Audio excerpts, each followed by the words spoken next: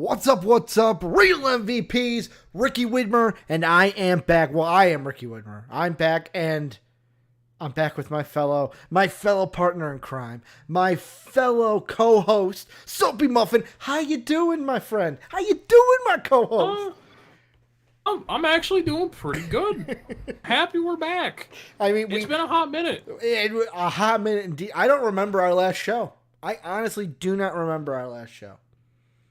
We deleted the Google Doc, so I can't cheat and act like I do know it. No. But we talked about something. You could kind of, because I mean, I use the same Google Doc. So if I go into last edit, I mean, yeah, but like, let's see. You gotta remember though, there was that one time we just basically freeballed the show in DMs. I mean, that could have been the last. The last time we edited the Google Doc was June 22nd. Of 2021. So it's been quite a long time. No, I do not want to revert to that version, Google. Do not want to revert. Say, yeah, let's please not do that. Let's not go back in time. Let's not have the first episode back just turn into a shit show right away. Well, here's the thing. At least wait till this is the pilot. We have to bring people in. Yeah, I mean, so here's the thing. First off, Ricky Widmer, Soapy Muffin. In case you are new and are like, first off, what's White Men Can't Dumb? I will get into the name in a second because that is a story in itself. But I am Ricky Widmer. That is Soapy Muffin. We used to just do a gaming show. It used to just be gaming. But Soapy, the thing I'm excited most about this, we're doing more than just gaming. We are finally covering all of entertainment. TV, a little bit of movies. We can throw wrestling into this, because wrestling is considered, I know it's sports, but it's entertainment more than it is. Is it entertainment more than it is sport? Yeah, but which would you say it's more of, entertainment or more sport? If you're in it, it's more sport. Yeah. When you're watching it, it's entertainment. It's like gladiator fights. Like, good point. And it's athletic, but like, I'm not in the fucking pit almost dying. Yeah, good point. So we've even got some wrestling. On today's show, or on these shows, we're calling this White Men Can't Dumb. And originally I had thrown out the name, Are You Not Entertained? Because I'm like, classic gladiator line. We're talking about entertainment. Like, coming in, are you not entertained? But I was telling Soapy, I wasn't... You ever throw in a name for something, you're just like, I don't know if that fits. I don't know if that feels right. Well, that's what that was, Soapy. But we went to the movie pun generator, and I asked you for a word, and lo and behold, what word did you pick? Dumb. And that's where we came up with. We saw White Men Can't Dumb, a play off of White Men Can't Jump, and I think it's apropos, Soapy. Not only are we two white individuals, you will soon learn we do say dumb shit. And not 90% of this is going to be dumb. Well, and I don't want to say... The 10% smart part is the article here. I don't want to say dumb as in we're going to get ourselves in hot water. But yeah, we say some things that are like, man, Ricky is lacking some brain cells a little bit. So he's like, speak for yourself. What? I was going to say, hey, I'm right there in the same boat. I'm not the smartest individual. Ricky, you also forgot the tagline, though, behind White Man Can't say it. Dumb. I don't remember it either. I was hoping you remembered it. I thought it was White Men Can't Dumb, like the smartest something. Yeah, the smartest show on the internet. The smartest show on the internet, something like that. Yeah, somewhere in there. Oh, man. Can't wait till someone gets mad at me. But, you know what? Happens, it happens. But, Soapy, how about we do some housekeeping to start? So, some good old-fashioned housekeeping that people, if you want to catch every episode, you can subscribe down below. You can comment in the comment section about, today we've got easily, 3, 4, 5, 6, 7, 8, 9, about almost 12 things on today's show. Today is going to run longer than usual. Usually these are going to be, we're going to try to shoot for hour episodes, but we thought for the first one, go big or go home. Also, we have some some things we got to catch up on that we were not able Just to a talk little about bit. where we were when we Turns were out on not sabbatical. doing a show for almost a year. You kind of miss out on some pretty big things that happened. Well, you kept saying, Soapy, you were like, well, you know what? Like, there's nothing to talk about. There's nothing to talk about. Well, when you take a couple months off, you get some things to talk about. Yeah, just a couple. What? That's Uh, 8 months? what do we got? A cup of topics? We got a cup of topics? We took a couple months off. Oh, but also the scheduling for this. These episodes will premiere or will go live every Monday, Wednesday, and Friday, or Friday, as I like to call it. We're going to do it at 8 Eastern, 7 Central. That'd be 5 Pacific. And hell, after they go live, they'll go right to the YouTube channel. So if you don't catch it live, you can catch it there. Also, if you're not in the Discord, join that Discord down below. The link is in the description. And anything about the new show that I missed, timing, naming, hey, we're back. That's pretty much it. But Soapy, the first thing I wanted, like, there's a part of me that wanted to start off with wrestling, but I'm like, no. We will leave the big wrestling news to the second. Because there's actually a show that got some posters before Super Bowl Sunday. We have our first trailer after Super Bowl Sunday, and there's quite a lot of things that people are saying about said show, and that is the Rings of Power, which will be the Lord of the Rings television series that will be airing on Amazon and their Amazon Prime service. Soapy, I will ask you, well, you can start wherever we want with this, but the thing I wanted to ask you up front is basically, are people overreacting to this before we've even seen a lick of what the TV show is going to be in a first episode? I think some of the things in the show, there's a lot of overreacting to it. Mm-hmm. For obviously, I know, like, for instance, before we even started, I kind of talked to Dave about it a little bit. And, and obviously, like, to me, I think the main complaint of where, like, how there's been people of color in the trailer, and, like, there's some people, batting it around. I think it's one of those things where, like, it's just an old like, it's basically that's the adaptation they're going to change. Mm-hmm. Obviously, they've been given permission, because obviously the Tolkien family tends to work pretty closely with these sorts of things. Yeah. So, like, I think that was something that they approved upon, that they were like, okay, you can change that. Because obviously, for anyone who doesn't know, so one of the major backlash things that popped up was people were like, is there people of color who are elves? Obviously, that sounds really bad on the surface, to where obviously to be like, would someone complain about that? But it's within the Star Wars lore. Or not, well, Star Wars. My fucking brain, looking at the Google Doc, and I saw Star Wars all the way down at the bottom. Mm-hmm. Yeah. With Lord of the Rings, see, white man can't dump. I already fucked up early on. I already showed it. But like with Lord of the Rings, it's basically like darker skinned elves tend to be dark elves. Yeah. So I see a lot of people just talking about that. I think the only gripe with me personally that I'm not a huge fan of, like, and obviously I get it. The Second Age is supposed to be like a time of peace. Obviously, we know it ain't gonna be peaceful. Yeah. But like, fact of it's like it's just too bright. I think that's my thing. Where like it reminds me way too much of The Hobbit. The sense of where it's like like the original trilogy, like movies are darker. Obviously, it's filmed in the 90s. I expect it to be darker. Yeah.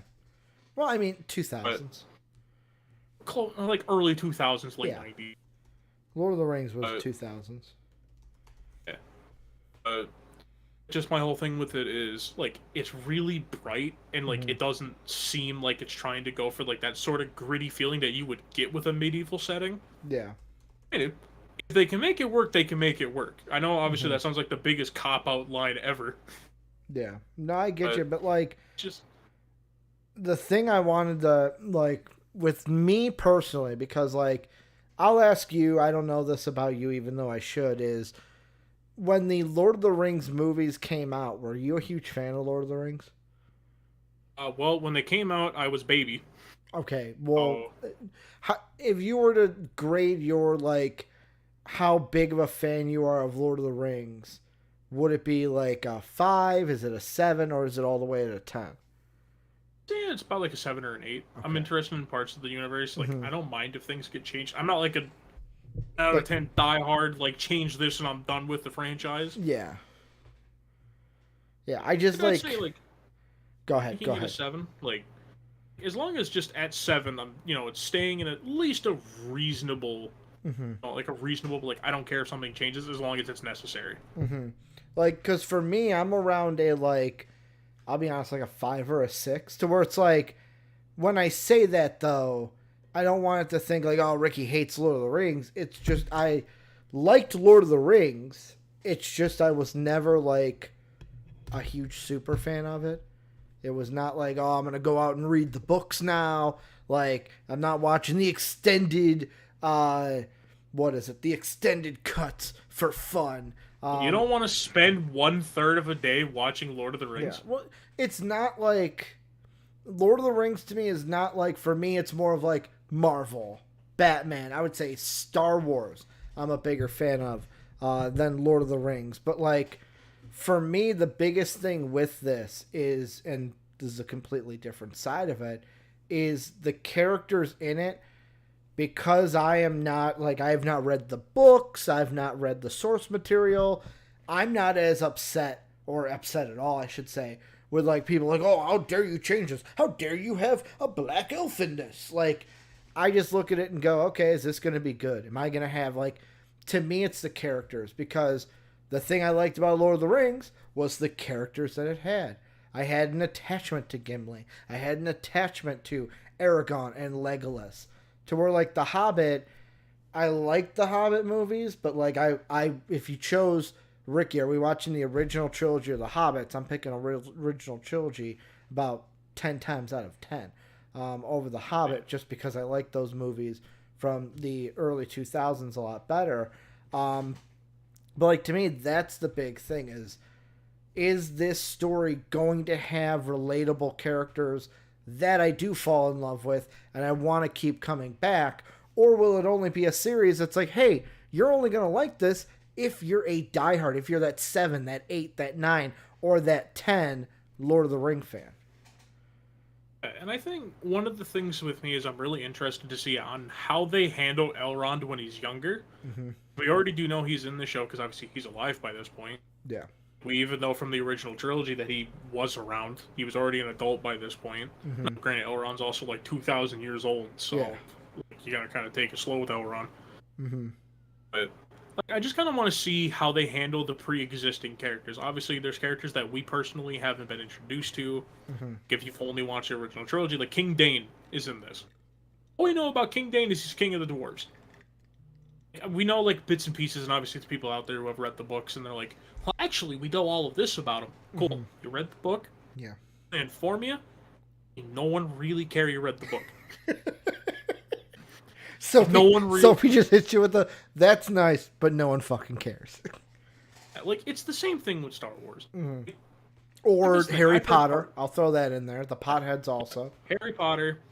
I was about to say the Percy Jackson books, but the movie stinks, so like no one's like, I like the movie more. I would say a little bit with Ready Player One, you got it. Not as big as those other ones, but a little subsection of Ready Player One fans. To where it's like, you get the people that they're like, I read the book, like this is how it should be, like, and this thing, and I get it.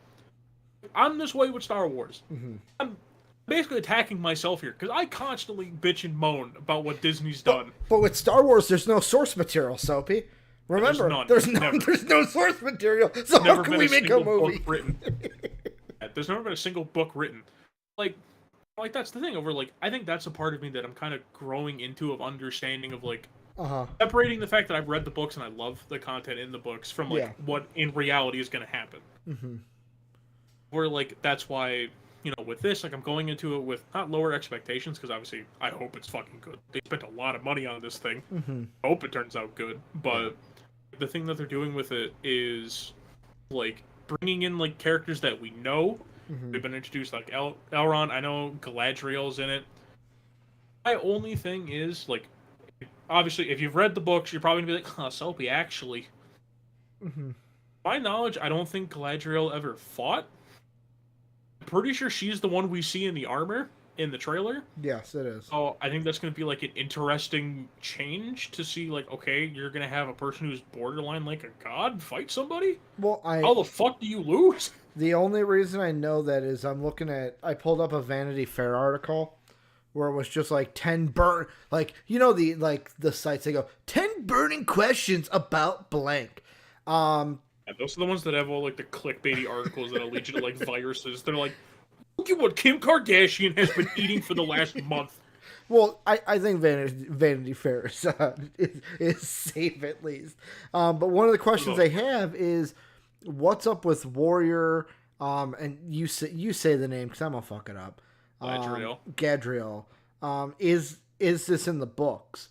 And from what it says here, let's see. Over the years, Tolkien adapters have had to get creative in order to include his female characters in the action. Liv Taylor's Arwen making a riverbank stand against the Nazgul in defense of Frodo, and the very existence of Eve. What is that? Evelyn Lily's warrior elf. Basically, they're saying, I'm trying to read here. Could bring monsters counterpart, and in the 1973 letter wrote, she was then in Amazon disposition and bound up her hair as the crown when taking part in athletic feats. This is how she got her name, which means maiden crowned with gleaming hair. But it's like you said, is she gonna be a god? Like, are they gonna change? Like, are they gonna change her from the books? And is that going to upset fans? I think it's going to upset I mean, that's the thing. Mm-hmm. Lord of the Rings is one of those things as well, like with Star Wars, Harry Potter, etc. If you change even like a minor thing, the fan base is like, why is that different? Like, my only thing is obviously Star Wars, I have it differently. But with this, it's, we know of Galadriel, because obviously we know, like, for instance, there's the thing of where, like, Gimli's the only elf only dwarf, my bad. The only dwarf to ever receive a lock of hair from Galadriel. Like, they treat her like a god, because I'm pretty sure she is. Yeah. It's like, I don't know if she's gonna fight in it. If she does, okay, I'm ready to see some cool shit. Yeah. Obviously, like, we've seen the cool shit fucking Gandalf could do. Yeah. He's borderline a god. You shall not pass. Yeah, like, it does all that cool shit. I think my main thing is, and like, this is just kind of my thing going into it of where, and obviously this is just my lack of knowledge. Yeah. Are we gonna see like a Gandalf in this movie? You know what? That's another question here is, okay, but will there be wizards? They don't say Gandalf specifically, but will there be wizards in this? Because we have not seen one yet. Because, I mean, and just my whole thing with it is, with that, of where, like, for people who don't know, Gandalf was not actually human. Yeah. It's a whole weird thing that happened. I don't know how to fucking describe it. It's basically they just poofed into existence. Yeah.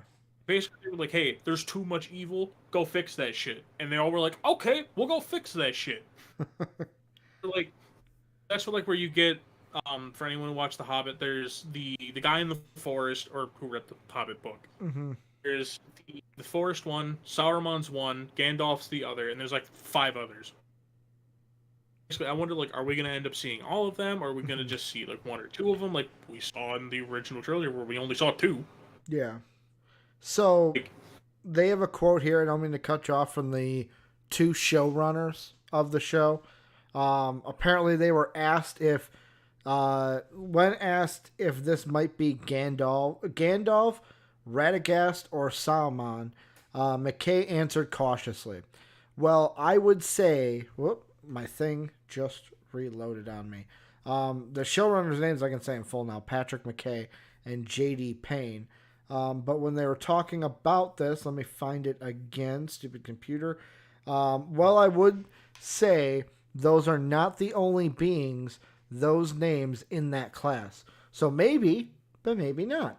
And the mystery and the journey of it is all of the fun, I would say. Then Payne added, there are tiny little nods to Tolkien that could send you this way or send you that way. and we are hoping people will like taking that and putting together a huge puzzle. Okay, so we're probably seeing one. We're gonna just get like a completely new one. Yeah, a wizard. And obviously, That's I'm not. pretty sure in the fucking book there's one. They have names. I don't know them. That's a good thing, though, right? Like, hey, give me something new that I have not seen before. Or are you just going into this? And I'm not saying you, but like generally, is Lord of the Ring fans going into this? I just want to see the old hashed up shit. Give me what I like. This is an oldies concert. Yeah, I think it really just depends if we're like. I feel like we're gonna see at least one of the old, like one of those three. Yeah. Mixed in with another one as well. Where like, and obviously I know like I said, there's probably names for all of them. I don't care enough to know them. Yeah. Where it's like, and that's the thing. Like, it's the downside of being a 7. Over like talking about kind of like in-depth lore things with Lord of the Rings. It kind of gets hard a little bit. So I mean, like that's just like that is just my worry. Yeah. Not even worry, just kind of question of like, okay, showing us the elves when they were at their peak. Okay, cool. I already know there's going to be complete bullshit because we saw them a little bit in The Hobbit at their peak, and they were fucking overpowered. So now we get to see them even better now. Yeah. Now it's like, okay, how are you going to explain how these guys just didn't rule the world? You're talking about the wizards? No, I'm talking about just like the elves. Okay. Like that's my thing. Okay. Because it's like in The Hobbit, I think it's the final one. Say spoiler warning, no one cares about the Hobbit movies. No one will care if it's spoiled. They've been out for so long. Yeah. But like it's when like the dwarves and the elves fight. The elves literally start kicking the dwarves' ass, and they showed up like 2 hours after they did. Like they just start kicking the shit out of them. It's like, okay, cool. So these guys are just a one-man fucking killing machine. How do you guys not win everything? How are they not just the kings of all the land? No, and they're like, it takes them a while to have children. Oh, boo fucking who? Oh. You guys are like the most fucking organized military. The shit out of everyone. They're like, oh, one elf's like fucking 15 humans. It's like, okay, cool. Kick the shit out of humans then. Clown. Yeah. Any final thoughts on the Lord of the Rings stuff before we move on? I hope the show's good. Do you think it'll be good? Like, if you had to give a prediction, do you think it'll be good, mediocre, or bad? Going somewhere between mediocre and good. Okay. I'm trying to stay not negative. Will it be Boba Fett? Because Soapy did not like Boba Fett. I like the part where it basically became Mandalorian. I like that part. Everything else, no. So after they were like, oh get Baby Yoda in there. People like him. People like that green like, Baby Yoda. No one cares about writing shit like a bantha. Yoda! Give me Baby Yoda or give me death. Soapy, let's round out. How we're going to do the show, too, little layout thing, is we will always do the show in chunks. So, like, if we start out with, like, if our heavy hitter to start the show is a gaming thing, we'll do all of gaming right then and there. Same with movie, TV. For today, we'll just go through the rest of the TV stuff that we had because Lord of the Rings was in that TV category. We got two, I want to say smaller things compared to the Ring of Power thing we just talked about because apparently there was a presentation, or I should say a talk that happened at Viacom. Today it was a Viacom investor event, and Brian Robbins, the president and CEO of Paramount Pictures and Nickelodeon, has announced some projects. Want to make sure both of these articles were both him who made the comments. Let's see. Streaming services. Okay, the second one doesn't name him specifically, but the first one that I'll mention, we'll do the first one, then do the second one. It says Brian Roberts, president of Paramount Pictures and Nickelodeon, announced both projects, which are Sonic 3, so Sonic the Hedgehog 3. Before we've even seen the movie for 2, they're already making a third Sonic movie, Soapy. Also, this is the thing I am more intrigued about, Soapy. A live-action spin-off series for Knuckles that will premiere on Disney+. They're really banking on people liking Idris Elba. Oh my god, I love him already. From the like, fucking trailer, I love him as Knuckles already. And yeah, I like him too, but like the only thing is He's though, Black of, like, Superman. yeah, I'm Black Superman, but like that's just my whole thing of where it's like it really feels like they were like, oh yeah, people like the first one, they'll fucking eat up anything we do now. Mm-hmm. Where it's like, no, you guys are gonna fall into the trap of what happens with gaming movies. You do one good one, and you're like, all right, run it. Fuck this shit dry. Like, cause let's be honest, Sonic 3, I'm not shocked about because who was it that I was talking to in Discord? It was either Tim, JD, or Jake, one of the three, or it might have been you. You might have been in this also, but like we were talking about how movies nowadays, it's just known that it's like if you do one, especially in like the nerd fandom of like comic books, gaming, you just got to do 3. If the first one hits, there's going to be 3 to follow or 2 more to follow. If it doesn't hit, then there might not be 2 more to follow. This seems like a Tim conversation. I think so. I think Tim was the one that brought it up, but like I knew that they were always going to do a third one. Like this was going to be a Sonic trilogy.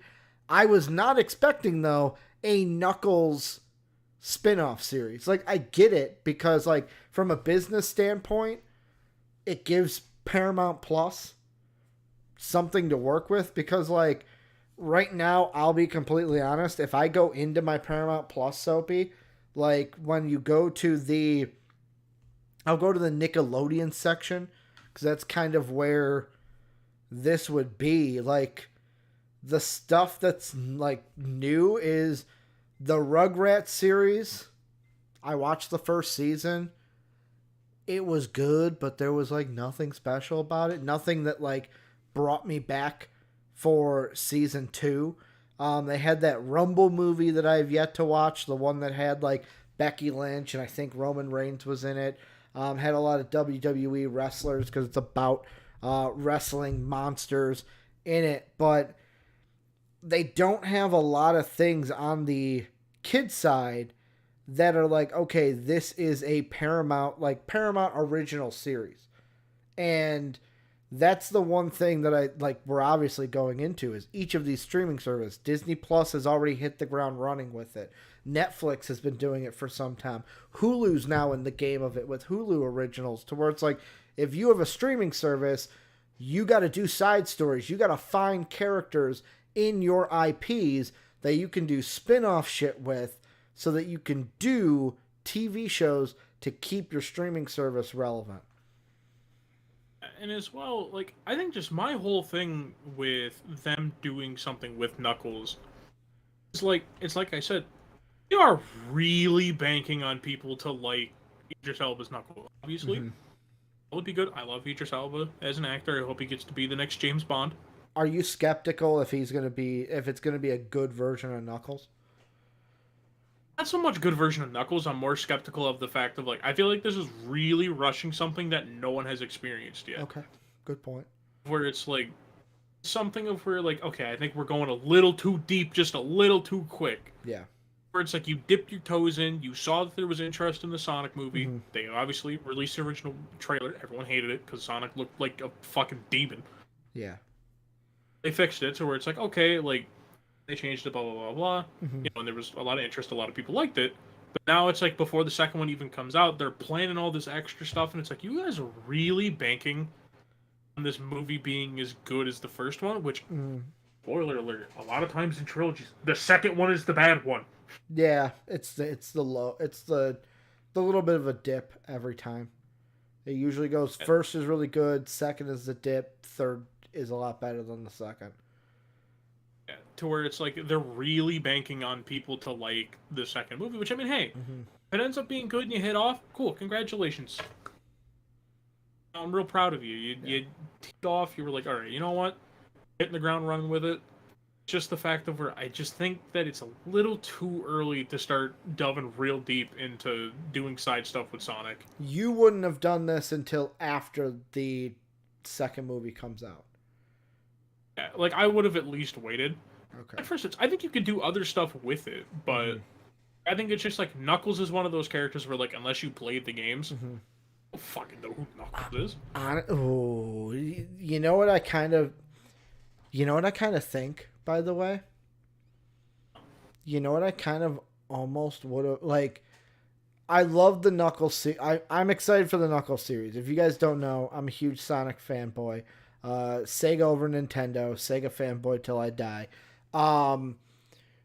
I cannot wait for what this looks like because, like I said, I love the first movie. I'm hyped for the second movie. And the only thing, let's say I did agree with you, and it's like, okay, I see your point. We should wait to see what Knuckles is like. You know what? And maybe this could be in the plans in the future for Paramount. You know what would be a just as good spin-off and you wouldn't have to wait?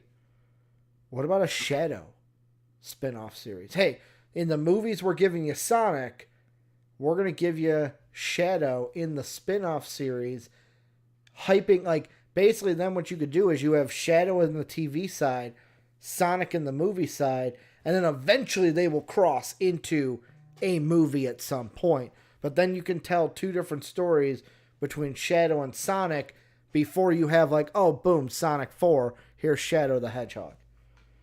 Hey, honestly, he's probably going to be in Sonic 3. You think so? Yeah. You think it's I was gonna say they're already starting to introduce everyone. They're not gonna choose the really weird hedgehogs that like no one knows, like Silver. Well,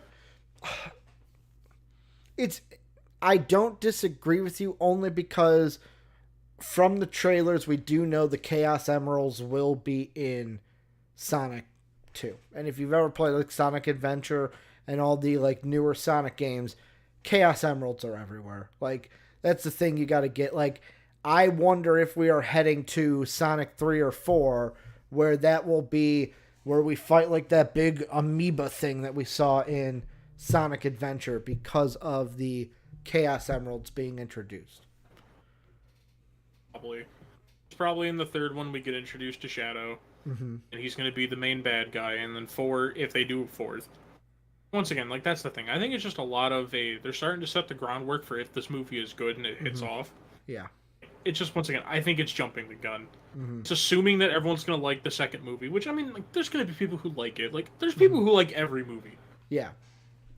Where it's like, and I know, obviously, like, a lot of the Sonic fandom, they're going to like it because it's Sonic. They eat that shit up like it's no tomorrow. Mm-hmm.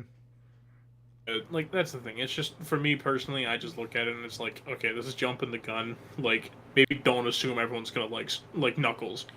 Yeah. Like, for instance, I mean, there was, the animated show? Like, in the watched, 90s. like, 2 episodes. Dude, don't speak bad about the animated show. Come on now. Unless I'm thinking of a different version of the animated one, because I'm pretty sure I think there's 2 of them. Yeah, there's like Sonic Adventures, or Sonic and Friends, or Sonic X, which I don't think Sonic X was that good. And Sonic is that the one that Knuckles sounds like a little crybaby? I think so.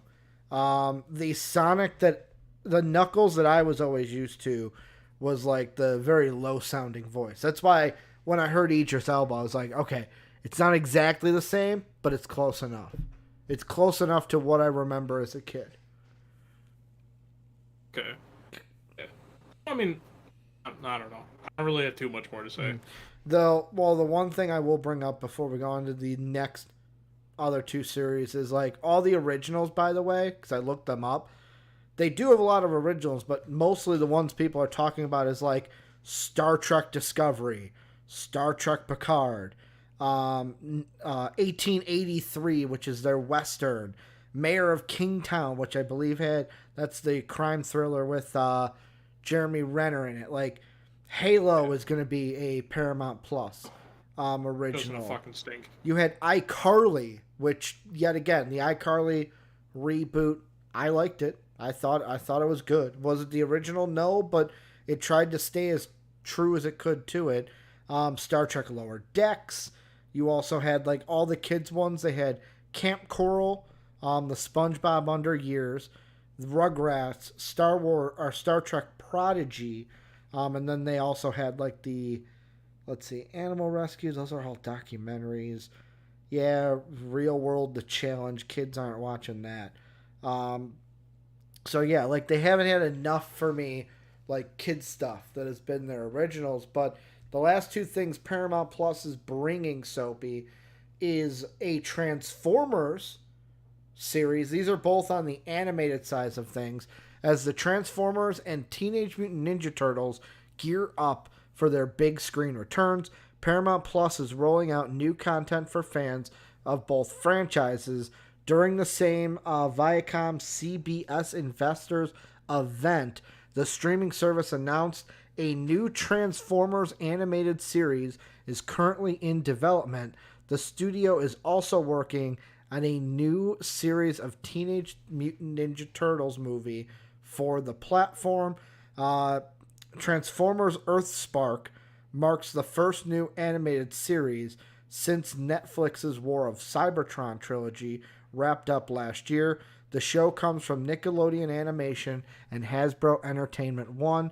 According to the longline, Earthspark will introduce a new species of Transformers who must find their place and purpose among Autobots, Decepticons, and the human family who adopts them. For Teenage Mutant Ninja Turtles, the films will spin off from Nickelodeon's upcoming animated movie starring the heroes in a half shell, which counts Seth Rogen and Evan Goldblum as executive producers. Each Paramount Plus films will present never-before-told tales starring a different member of the Turtles Rogue Gallery.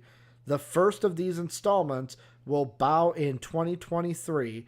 Rogen and Goldberg's movie which is directed by Jeff Rowe, will hit theaters August 4th. Does this intrigue you at all? Like new Transformers, Teenage Mutant Ninja Turtles, I'll be honest, diving into their Rogues Gallery, kind of interesting that the series are going to be about the villains and not the turtles themselves. I'm going to be brutally honest. I don't care about Transformers. It's an Michael Bay thing. movies killed that for me. I could care less about Transformers. Well, Transformers was a little bit Transformers was just before me. So, like, for you, it was so far removed. Like, you probably have no connection to the 80s show. Not at all. Yeah. Like, I didn't even have a connection to the 80s show. I just knew what Transformers were. Like, for me, it was Beast Wars was the big thing we were into. I don't even remember the big thing. I mean, like, mine was, like, Adventure Time. Yeah. No, I'm talking about, like, Transformers. Like, we had, in the 90s, we had Beast Wars. For you, it was probably the Shia LaBeouf movies. Yeah. And Megan Fox fixing cars. I mean, yeah. I mean, that movie came out in a very formative year. Before she got her thorn ring, Soapy, that she can't take off. Because love is pain. So cringy. God, we're not covering that. Oh. But honestly, I'm kind of interested with the Teenage Mutant Ninja Turtles one, and that's just because of the fact of I'm interested in when they're gonna set this. Okay.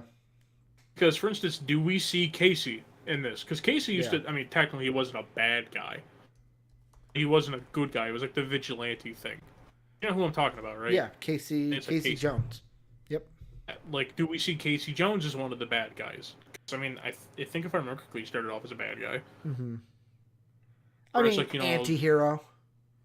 Yeah, at least starting off like it, of where, like, the Turtles didn't like him. Yeah. I think they fought a couple times. Like, is he going to count as one of the villains? Because, I mean, he's against the Turtles, and Turtles are good guys. Like, that's the thing. I think it just really depends on the time they do this. Obviously, they're not going to do, like, the last Rodin shit that they did in, like, the actual comics, because I don't think they want to just have one Ninja Turtle running around. Yeah. Also, because then it's basically a who the hell is left alive at that point. Mm-hmm. For anyone who doesn't know, spoiler for the comics, almost no one's left alive anymore. Mm-hmm. It's one hell of a way to borderline kill your thing off. Feel like, hey, they're dead. All it says here is this is 2023 will usher in a new era of Turtle Mania with the theatrical release of a new Teenage Mutant Ninja Turtles movie from Seth Rogen, followed by a series of villain-driven TMNT film exclusively on Paramount Plus. I'm trying to see. Nothing says, like, what era it's in. You know what I'm saying? Like, is this going to be like current? That's just my whole thing. Go ahead. Like, that's just my whole question of basically, like, it's really going to depend on where you set it. Uh-huh. because the fact of, like, for instance, I use Casey, like, some of the villains become good guys. Where it's like, okay, like, are we just gonna mix and match this? And then obviously, I'm guaranteeing Splinter's in there. Not Splinter, whatever his fucking name is. The big bad guy. This shows how little I know about Shredder. My bad. I'm sorry that my brain decided to turn off. Oh, here it is. I guarantee Shredder's in here. The ones they listed were like Shredder, Kang. They'll probably do Bebop and Rocksteady. Pizza Face. They'll do like the big ones. I don't think they're gonna do Casey. So this is the only thing that's gonna bother me. Go ahead. So that's the only thing that's gonna bother me. I really like Casey as a character. I love Casey. Because I mean, just because the fact that didn't Stephen Amell play Casey in the live action? I don't know. I thought he was. I was gonna say that's more of your domain. I never watched the live action. Let's see. So which live action we talking about? The one that looks really bad, or the one that looks like they're fucking tanks of a turtle? The tanks, because in the one that was Will Arnett and Megan Fox were the two leads, where Megan Fox was April O'Neil. Stephen Amell played Casey Jones in those movies. That's the one where Seamus played one of Bebop and Rocksteady. Okay. So that's the 2014 movie. Yeah. That was the one that Megan played April. Yep. Yeah, he was in the second one, 2016. Because that's the one that had Casey in it. Because I thought he was in it. However, from Inverse, to answer your question, Soapy, they have, what is the plot? It says exact plot details are unknown, but in an interview with Collider in August 2020, Rogen teased that the movie will emphasize the teenage aspect of the Ninja Turtles. While the movie is still a Nickelodeon production, Rogen hints the movie will age up the material to better suit a teen audience, as opposed to targeting the franchise's typically younger demographic. As a lifelong fan of Ninja Turtles, weirdly, the teenage part of Teenage Mutant Ninja Turtles was always the part that stuck out to me the most, Rogen said. And as someone who loves teenage movies and who's made a lot of teenage movies and who's literally got their start in their entire profession by writing a teenage movie, the idea of kind of honing in on that element was really exciting to us. I mean, not disregarding the rest, but really using that as kind of a jumping off point for the film. Okay, so basically, like, I'm also just saying right now, I fucking don't like Seth Rogen. But mind you, I'm not about to like these things. I'm letting everyone know that now. You're not going to like them? Like the Halo TV series? Absolutely. Thank God we're not talking about that. I ran about that for fucking 3 hours. But yeah, like, I think that's the thing, because he's going to talk, like, me, I always find it cringy when adults write about teenage problems. Like, I'm sorry, you're not a fucking teenager. You're he's like, what, 38? I've been in high school in 18 years. Let me see. I've been in high school for like almost 20 years at that point. I don't know how this shit is anymore. Oh, high school's probably different than when I was there. I've only been out that thing for 3 fucking years. Dude, speaking of that, I saw a reel. I know I wasn't in high school until like a couple years later, but I saw a reel of high school from the early like 2000s, and it basically fucking sent me back PTSD. Like holy shit, that's what high school looked like when I fucking went to high school. Yeah, school's He's 39, by the way. He's 7 years older than I am. So he hasn't been there for almost 21 years. Yeah. Like I said, obviously, if it's good, cool. Congratulations, Teenage Mutant Ninja Turtles fans. I'm happy you guys get something new, not just the comics. But like, I mean, it's every time when people are like, we want to focus on the teenage aspect. Like, okay, cool. So there's going to be drug bad. Okay, go in here somewhere. Yeah. It's going to be just a bunch of other stuff that it's like, you guys don't know how teens work. Yeah. You guys write for them, but like, you write for them, not about them. Yeah. I don't know. Just, Also, it's Seth Rogen. There's gonna be people talking about weed. It's gonna be like, weed's okay, kids.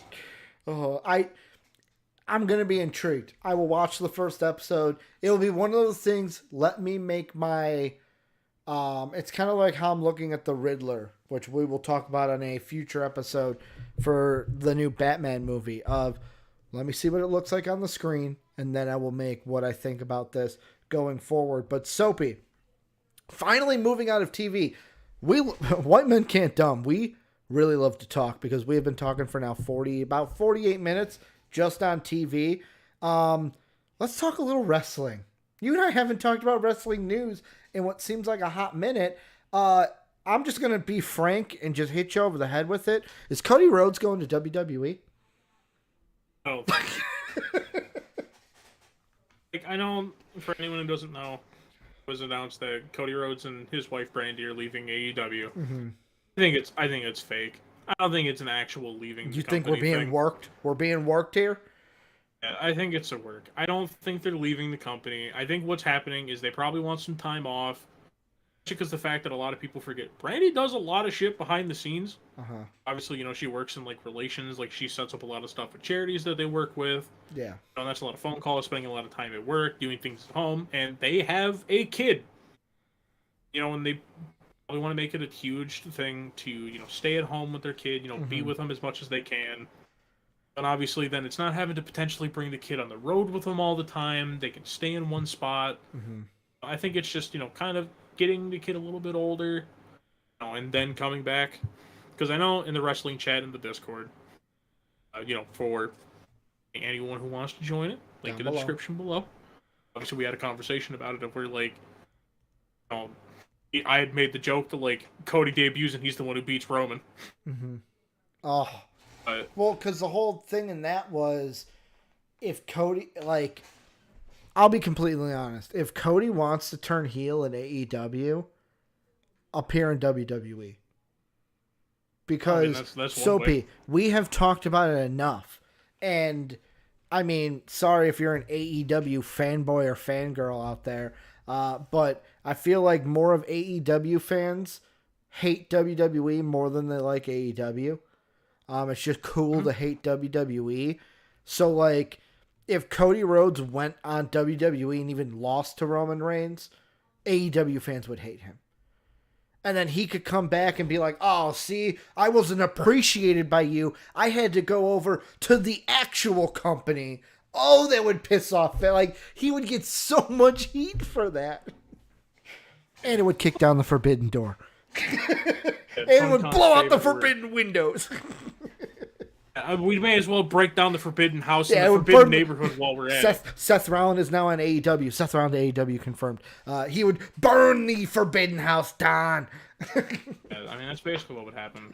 Yeah, like, I don't know. I just don't see him going back to WWE, especially with the fact that, you know, when he left, like, it didn't seem like it was a very intact bridge that was left behind. Yeah. With the whole thing of he hated every single bit of being Stardust. I don't think they'd bring him back just as regular Cody Rhodes. They'd probably be like, hey, you want to be Stardust again? We're missing Gold Dust. We're missing our guy that loses to everybody. You want to come be Stardust again? Here's the other thing. Go ahead. You know, I think it's just a staying home thing. And potentially, like I had said in the Discord, unless you want to finish your thing, because I'm going to do a whole spiel about what they may end up doing.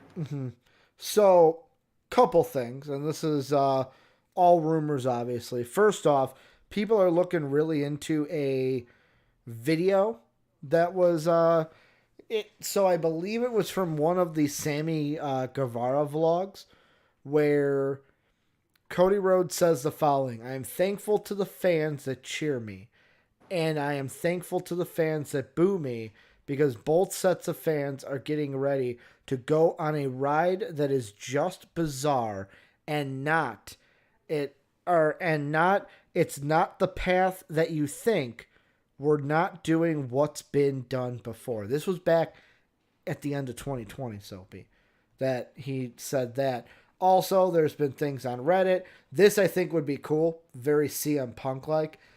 Cody doesn't resign or re-sign with AEW. He's no longer EVP, no longer bound by a stipulation. Eventually challenges Hangman for the title. goes home. Wins and then goes home. So, like, walks out with the title. What if the AEW title appeared on WWE television? See, I don't think that's going to happen. It wouldn't, but that would be, like, that would be a loss for AEW, though, right?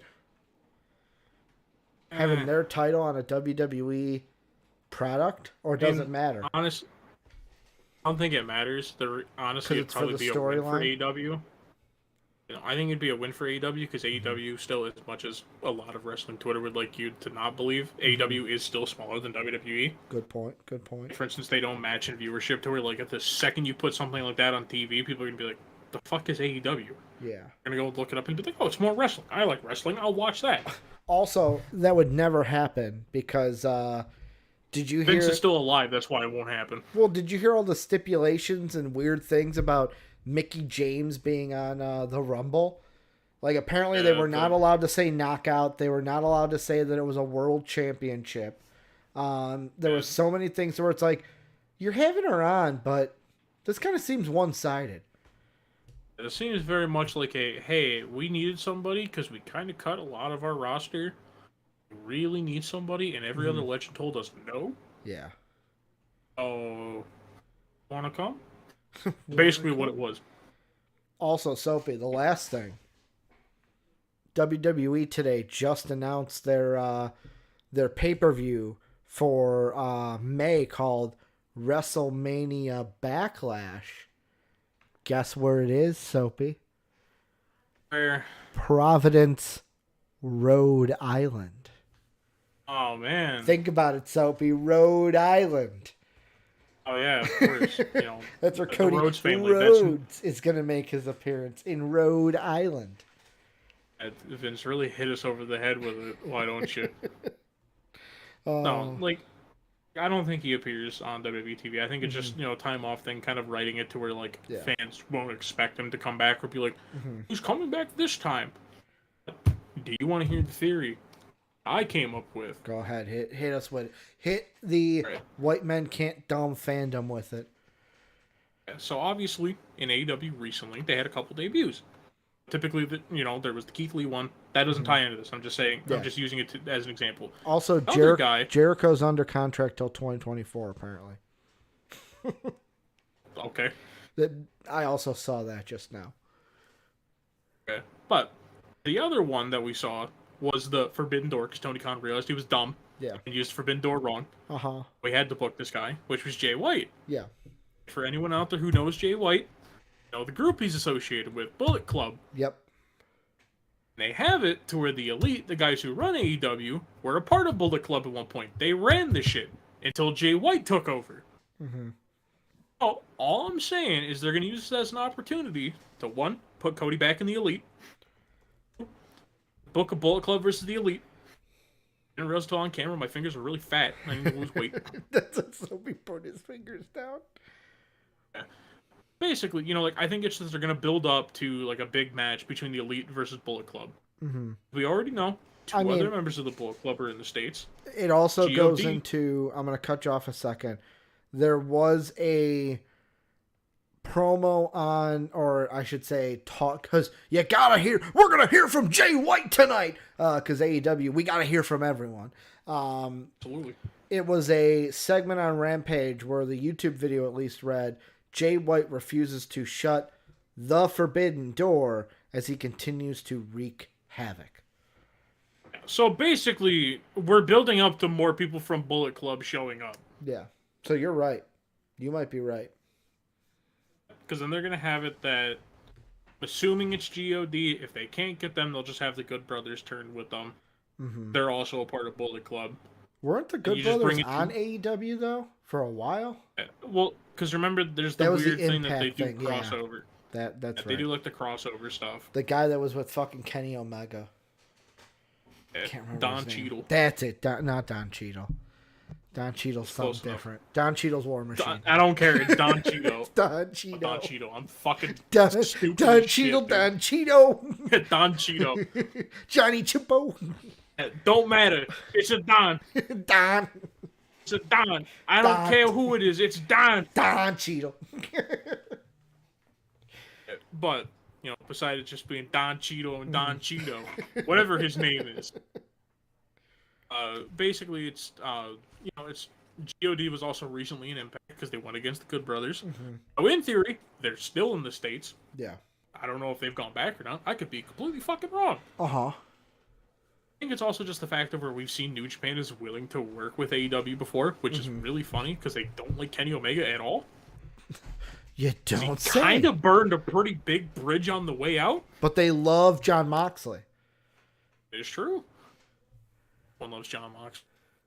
And that new stupid theme he has. Me and you were like the only ones who don't like it. I just don't think fucking Wild Thing fits Jon Moxley. Like, it doesn't. He's not, in my mind, Jon Moxley is like, at best, like, if you want him to be a babyface, at best he's an anti-hero. But he's always, like, if he's a babyface that uses heel tactics to get it done. Well, not heel tactics, heel violence to get it done. Yeah, like, see, I don't know. It's just some things with wrestling. I'm just not a fan of some of it. Yeah. But I think that's just the stuff with Cody. I don't think Cody's actually gone from the company. I do think Brandy may be gone because I think she may want to do stay home stuff. Not making assumptions. I know. But Soapy, just make an ass out of you and me. But Soapy, they also canceled Rhodes to the Top on TNT. Why would TNT do that if he wasn't going to go over to WWE and appear on USA or Fox? Oh, Ricky, say it ain't so that they canceled Rhodes to the Top. Did you watch a single episode? Because I didn't. No, I didn't even know it was a thing. You didn't know it was a thing? I knew it was a thing. I know the Go Big Show's there because I said it was dumb that Big Show's not the fucking host of it. Yeah. Like, oh no, they canceled Road to the Top. Whatever shall I do? Rhodes to the Top because it's his name. But like, I don't know. It's just I think he's just taking time off. Yeah. They're just writing it as like he's gone. But Soapy, let's move on. So in gaming, we got a lot of news to catch up on. A lot of news that happened during our sabbatical. Some in my mind, Soapy, holy shit news that went on. The first one, we will start in your wheelhouse. How do you feel, buddy, about Xbox acquiring Activision Blizzard, and now they have on their roster Overwatch, Diablo, Call of Duty, World of Warcraft, StarCraft, and the heaviest hitter of them all, Candy Crush. I mean, hey, what? What? Yeah, like, it's just, I am happy about it. It does show the fact that Microsoft is willing to put money into making Xbox better. Mm-hmm. Obviously, it's already known none of this shit is going to be exclusive. Yeah, I hope Microsoft's already come out and talked. And yeah, Microsoft's already come out and said, like, all of the games that are already cross-platform, or, like, on multiple platforms, they're staying that way. Mm-hmm. I mean, like, hey, congrats, guys. I'll give Microsoft money when you buy, Duty, so get fucked, nerd. I love when you bust it, like, it's how nonchalantly you bust it out. Get fucked, nerd. And, but I mean, like, yeah, that's the thing. I do like that they purchased it, but I think it's also more of, not so much for the games. Yeah. I like the fact that now there's someone checking Activision. Yeah. That's the part that I like. Mm-hmm. Where now it's like, they're not just doing whatever the fuck they want to do because they can. Yeah. Now, new guy's going to be in charge, whoever the fuck it ends up being after the guy who's already there. Mm-hmm. I forget what his name is, but he's a scumbag and a garbage human being, and I hope he disappears from the face of the planet when he's gone. Oh, are you talking about the McCree guy? Head of Activision. The head of Activision. Okay.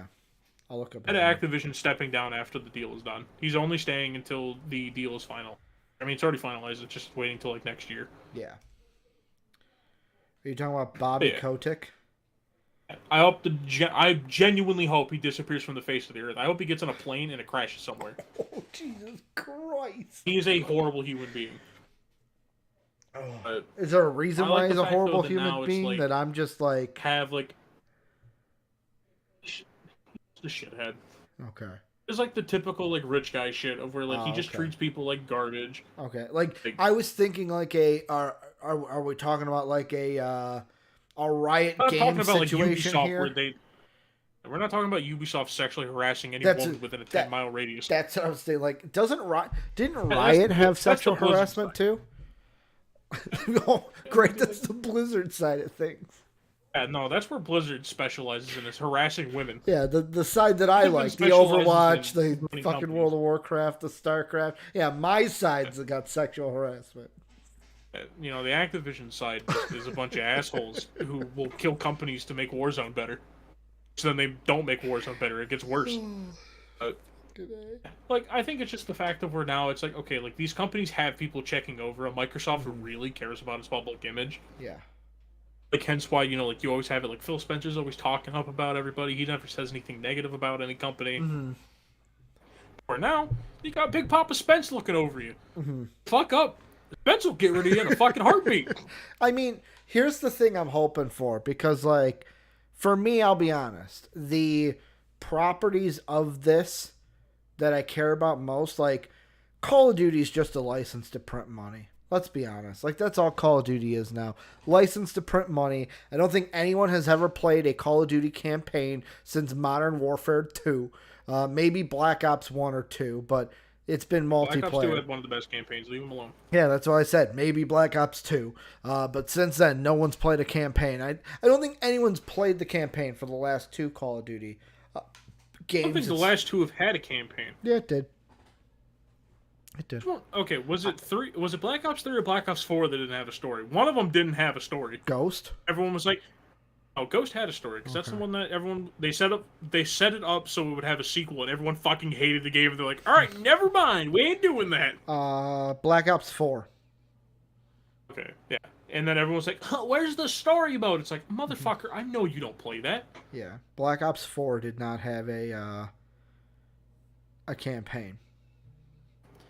Yeah, like, I think it's just I'm telling people now, Call of Duty's not going to get to a better place. It's going to stay in the same shitty spot it's been. Microsoft's not improving the games; they're improving the companies around the games. Yeah, I mean, but the thing I was going to say is the things I care about. Overwatch.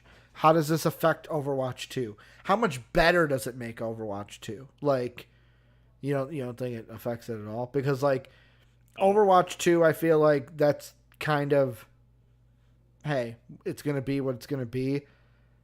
I am excited for World of Warcraft, though, because, like you said, Microsoft now looking over it, kind of like hey, guys, let's actually make this shit good for the players.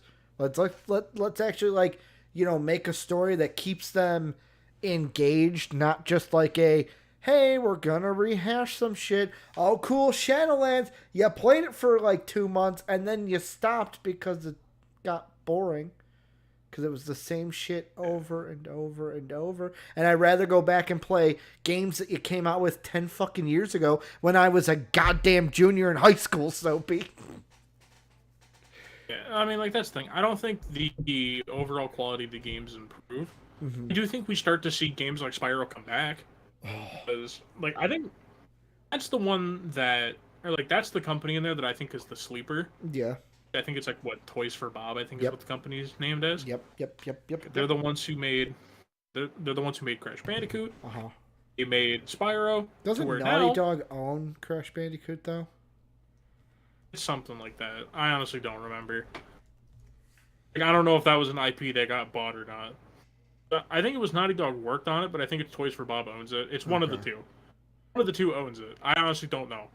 Basically, like, it's the fact of where now, that company's not just being used as, hey, you guys, fuck developing a game. We don't want you guys to do that. Well, you guys just work on Warzone. Yeah, so at this point now, it's like companies can, like, they can just get more people to work on the Warzone team that actually belong to the company that does Warzone. Toys for Bob did, so their games, 1990 they did Star Control, 92 Star Control 2, 94 The Horde, 96 Pandemonium, 98 The Unholy War, 99 Majoku Daisakuzen, 2000 102 Dalmatians, Puppies to the Rescue, 2003 Disney's Extreme Skate Adventure, 2005 Madagascar, 2006 Tony Hawk's Downhill Jam, 2008 Madagascar Escape to Africa, 2011, Skylander Spyro Adventure. 2012, Skylander Giants. 2014, Skylanders Trap Team. 2016, Skylanders Imaginators. 2018, they did the Crash Bandicoot Insane Trilogy and Spyro Reignited Trilogy. 2020, Crash Bandicoot 4, It's About Time. And in 2021, Call of Duty Warzone. Yeah. So it's basically now like they can go back to making, or like if they want to work on any of the games, they now have the opportunity to do that. Yeah. They didn't have, because before Activision's like, yeah, buddy, who cares about Spyro? No one cares about any of the other games. Because Microsoft gives you this, Soapy.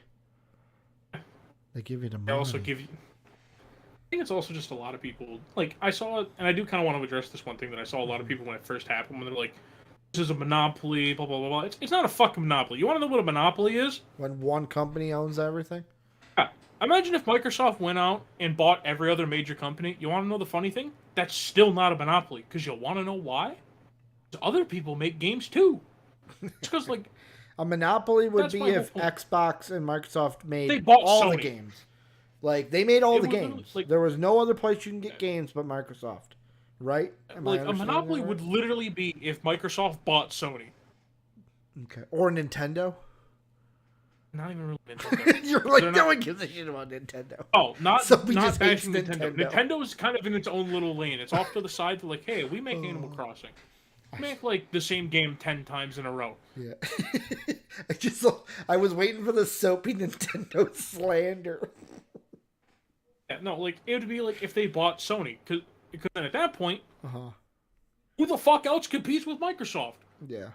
Is the Soulja Boy game console the next highest up on the fucking tier? Yeah, like what? I don't think the Soulja game console's really going to compete with Microsoft. At that point, like, that's a monopoly. I think it's just people need to understand that, like, there is a whole portion of gaming that is not just AAA. Like, for instance, there's a lot of indie developers. That's the thing. Where it's honestly, at this point, Sony fucking, like, you could literally point out that it's like, no company has a monopoly in gaming. Mm-hmm.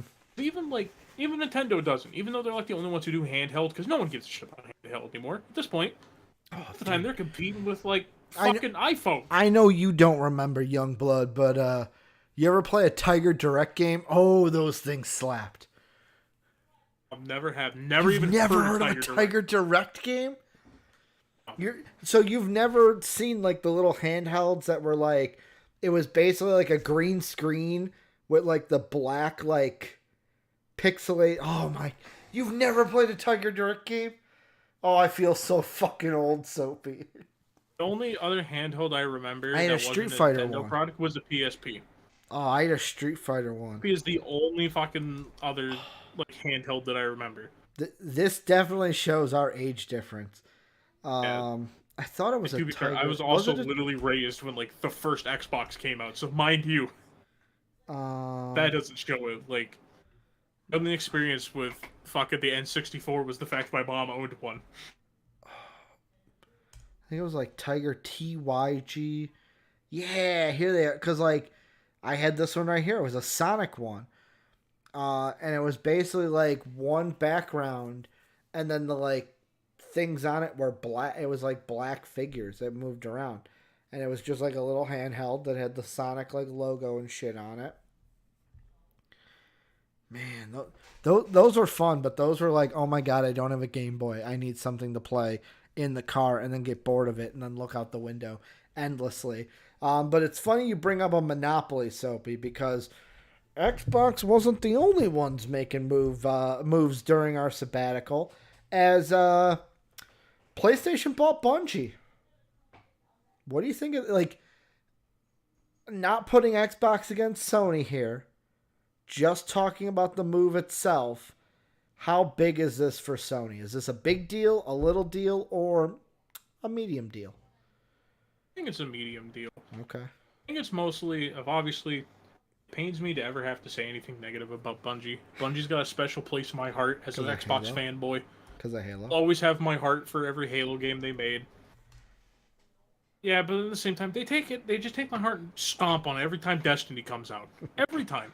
But you know, like it's still there. It's like I'm an abused girlfriend. I just keep coming back every time. I'm like, you guys, I can fix you. Can fix you. You'll be better. Story time with Uncle Ricky for a little bit. I hated the first Destiny.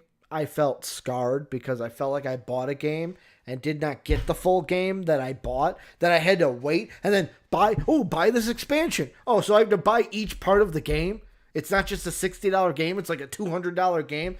So I wasn't going to buy Destiny 2. Soapy sits back because he's heard this rant before, people. I've heard it a couple times.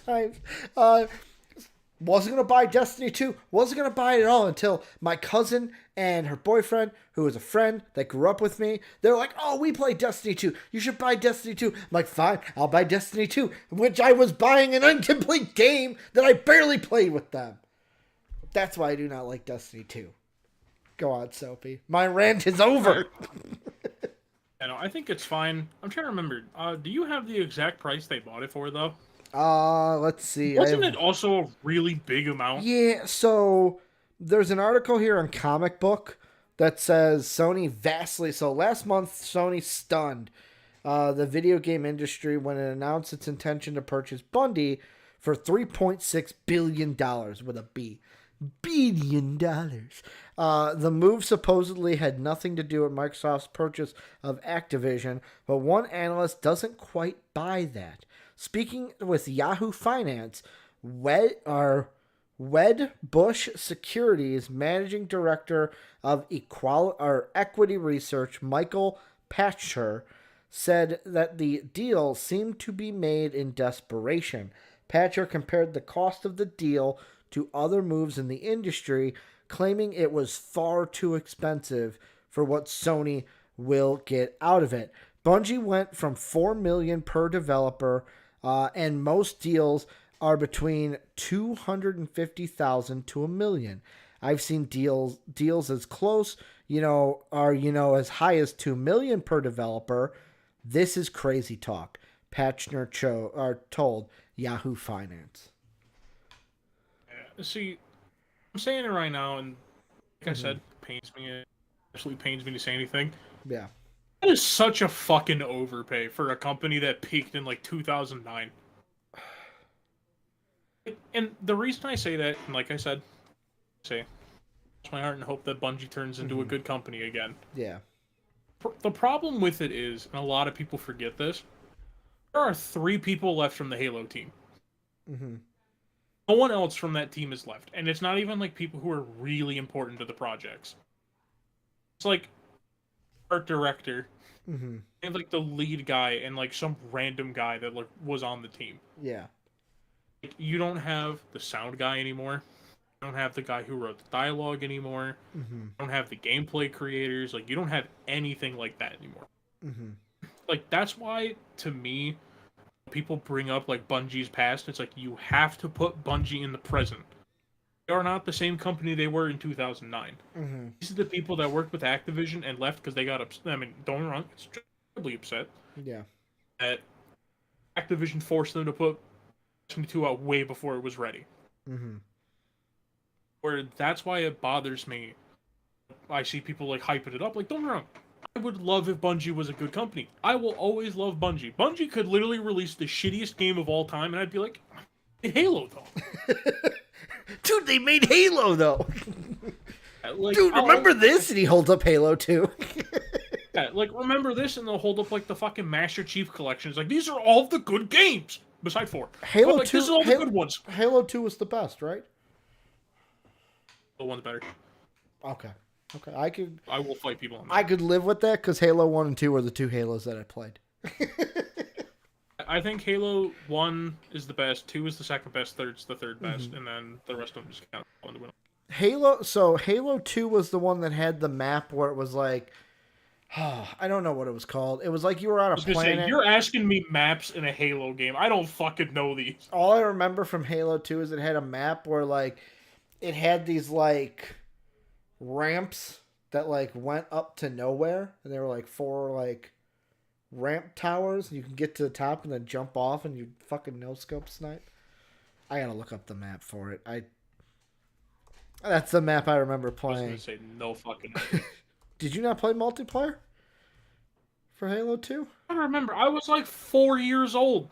I mean, you played Halo 2. Come on, guy.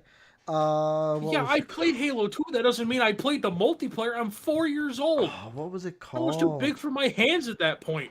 Lockout? No, not At most, Lockout. I'm playing like Kirby by that point. Zanzibar. That was it. Yep, Zanzibar. But just my other thing with the purchase. No, that was not. This is the part. Yeah, that was it. Go ahead. It's the part of the purchase that I remember I had mentioned this to you before because we had just talked about this in passing before. Yeah. One of the people I know, not going to say names. I get to sound like a fucking. I get to sound like a sports reporter. I get to sound like Woj. My sources. My sources. My sources. My sources that have worked with Bungie. Like, I actually know someone that he does like freelance work in gaming and like worked with like coding and stuff like that, and he's worked with Bungie before. Yeah. Even he said that this is a massive overpay because no one at Bungie knows what the fuck modern gamers want. You know how bad that sounds that you spent $1 billion in a company that doesn't know what the fuck that they're doing? Yeah. Hence why, notice, they literally just they were like, oh, people were indifferent to Destiny.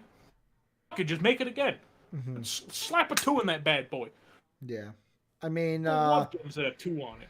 I was going to bring up here, Bungie is currently developing a new franchise. Last we heard, the studio is hoping to become a multi-franchise company by 2025. I mean, hey, if they can, congratulations. You're not just shoehorned into releasing unfinished games. And then it made me cry because it says the studio recently expanded its HQ with plans to tell new stories in the Destiny universe. It's like, why just leave Destiny alone? Just the fact you don't the sell fact me that a full game. See, the only thing is, though, and I will say, I think this is going to be really good for Bungie. Yeah. I think this is a better thing for Bungie than it is for Sony. Mm-hmm. Because the fact that now Bungie doesn't have the absolute insane time constraints that they had under Activision. Yeah. For Activision's like, look, you get 2.5 years to make this shit. Sucks? Too bad. Put it out. Sucks to fucking suck.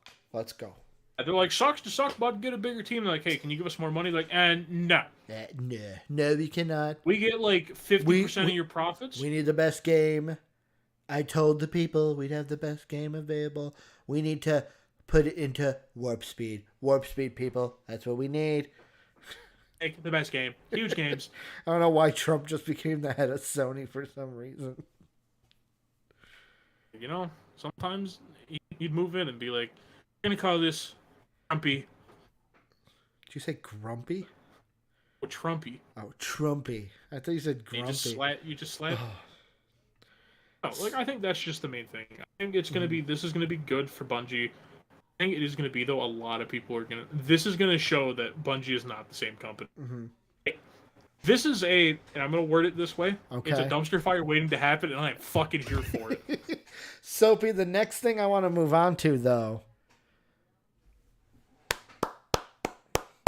Round of applause all around, people. You know, after a long time of waiting, after a long time of Ricky giving up and saying, you know, the spoilers are here, it's coming. GTA 6 is a thing, Soapy. We did it. We spoke it into existence. GTA 6 is a I'll thing. be 40 years old by the time it comes out. It'll be coming soon. As a press release from Rockstar, a spokesperson wrote, with the unprecedented longevity of GTA 5, we know many of you have been asking us about a new entry in the Grand Theft Auto series. With every new project we embark on, our goal is always to significantly move beyond what we have previously delivered. And we are pleased to confirm that the active development for the next entry in the GTA series is well underway. We look forward to sharing more as soon as we are ready. So please stay tuned to the Rockstar Newswire for official details. On behalf of the entire team, we thank you all for your support and cannot wait to step into the future with you. Soapy, what are your expectations for GTA 6? What are they? Hit me with them right now. Hit me with your best shot. Fire away. I'll be I'll be in the retirement home by that point. So Oh, hit me when with my the hit me dementia with the kicks dot. in, this game's really gonna hit me hard. I won't remember Oh. what's happening, but yeah, like I have high expectations for it. Obviously, GTA 5 is a really fucking good game. Mm-hmm. The 2 was really fucking good, besides the multiplayer. Besides the multiplayer. But if that's the thing, I think it's just this game is going to be really like I think it's going to be good. Rockstar has never let me down. Obviously, cross my fucking fingers at this point. Mm-hmm. I don't want to. I don't want to have it that like, oh, this company just fucking lets me down. Can't Mm-hmm. have another company let me down. Yeah. Like I'm going into it like I'm stifling expectations, holding them to the point of where it's like I think it's going to be solid. Like I'm keeping my expectations low. And this comes out in what like 2025 is what they said I think they're so. shooting for. Yeah, I think so. To me, there's only one thing I worry about this, Soapy. Where the fuck are we gonna be? What is gonna be the setting of this game? Actually, a rumor of where it's going to be set. So Want to take a wild guess? before you hit me with that rumor, I want to read this. This is from the Independent. It says, "Where will GTA 6 be set? Needless to say, there will be further speculation about where the next GTA could take place. Most previous games have taken place in fictionalized versions of large American cities like Liberty City, or more recently Los Santos. In GTA 4 and 5, we revisited both respectively. We think there's a strong likelihood that we will see the next outing return to Vice City, the fictionalized version of Miami. After all, we haven't seen a new version of Vice City since 2002's GTA title with the same name. The game was recently remastered on Definitive Edition Trilogy to mixed receptions, but a full recreation of the Magic City from the ground up could be interesting new direction for the series." Soapy, that's where I want. I want Vice City mainly because Vice City was my favorite GTA game. I love that game so much. Favorite one, hands down. I mean, yeah, that's fair. And yeah, that's where the rumor is. Give it to me. Give it to me. I saw someone Inject it made into my like veins. it was someone made a fake cover for it, and I kept making the joke. One guy looks like D on the Wade. cover. Yeah. Did I show you the picture of it? Yeah, you did. Okay. Right, yeah, I had to make sure. I started losing my fucking mind here for a second. I'm like, wait, who have I told this to? No, you showed me. Okay, cool. You put it in a DM to me in Discord. Okay. Sorry. Had to make sure. I'm like losing my fucking mind over Somebody's like, I literally just hit an aneurysm here on the stream. I completely fucking forgot I sent that to you. But yeah, like the guy in like the left panel. You guys can find it somewhere. Guarantee if you look up GTA 6 cover, it'll fucking pop up. Like the guy sitting on the left, like he's sitting in a chair. He looks like D Wade. It literally is D Wade. D Wade's exact beard, his exact hair. Like, there it is. D Wade gonna be in the fucking game apparently. What I can expect is D Wade to show up and selling drugs with me. Also, all I'm saying, the story better be about like that stupid cocaine cowboy shit. Oh, Vice City got. You can't do like we're gonna do what we did in Los Santos. No, I don't want to play as a fucking redneck. Los Santos. Like, if you give me a guy from the fucking bayou and be like, cool, you guys are just recreating 5. I don't mind the multi-character thing. I actually like that, because it makes it to where it's like, okay, I get to experience it from 3 different people's point of views. Yeah. I like that. Kind of hope they don't bring that back, though. Because I had it to where it was like, I ended up caring about one character so much more than the others, because 80% of the fucking game you play as Franklin. Yeah. It's like, wow, I care about Franklin. I don't really care about Michael. I don't really care about Trevor. Yeah. To me, I want them to stick to just one character. I know also like there's some people that had the whole thing of like, oh, like obviously a lot of people speculated on like, oh, like who's going to be the main character. No, I think it was Rockstar's even said before this will probably be the first time we ever play as a female main character. Which hey, really? Congratulations. Oh, that's interesting. Also, people like there were rumors of it at least. We're still here. I don't want to dox Soapy and I's fucking messages, so that's why I put up a still image. But we are Still here. Nothing is wrong. Yeah, we don't want to dox it because it's happened before. Some of the shit that gets sent back and forth, I don't want people to see. Someone's like, please don't. Let's see. Because at one time, if the message was a little bit higher, we would have been in trouble because of a picture that got sent. There we go. What picture was that? I don't remember that. I'm not telling you if we're off the air. I'm not. So he's like, trying to give me the goddamn. So he's like, you trying to give me the goddamn toxin? Yeah. It's like, you're the one who sent the picture, by the way. So mind you. Did I? Yeah. Did I? Know the type of picture it is by me not wanting to talk about it. I don't remember, but I can't wait to find out. Here, I'm gonna put on screen. There's the thing that Soapy was talking about. The guy on the left is who he said looks like D Wade. It looks like D Wade. The only thing that, like, my just whole thing is like, please don't rehash ideas. Mm-hmm. 5. I get it. Obviously, 5 is a fucking massive. Did you like success. 5? Oh yeah, I love 5. Okay. I would say I think I rank 5 as my favorite. Mm-hmm. Because mine would probably go GTA 5, San Andreas, GTA 4, one of its expansions, not the actual game itself. Individually, one of its expansions, the Ballad Gave Tony. That one's up there, and Vice City, and just 4 because I never played like 3 and earlier. Yeah.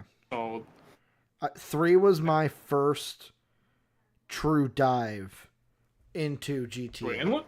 Unless I'm stupid as shit and GTA 3 is Vice City. No. So how it went was... Okay, that's the first Liberty City one, my bad. Yeah, GTA 3 was the first Liberty City one where your guy didn't talk. Where you had the mute guy. That was the first one I played. Then Vice City came after that. Then I believe San Andreas was after that.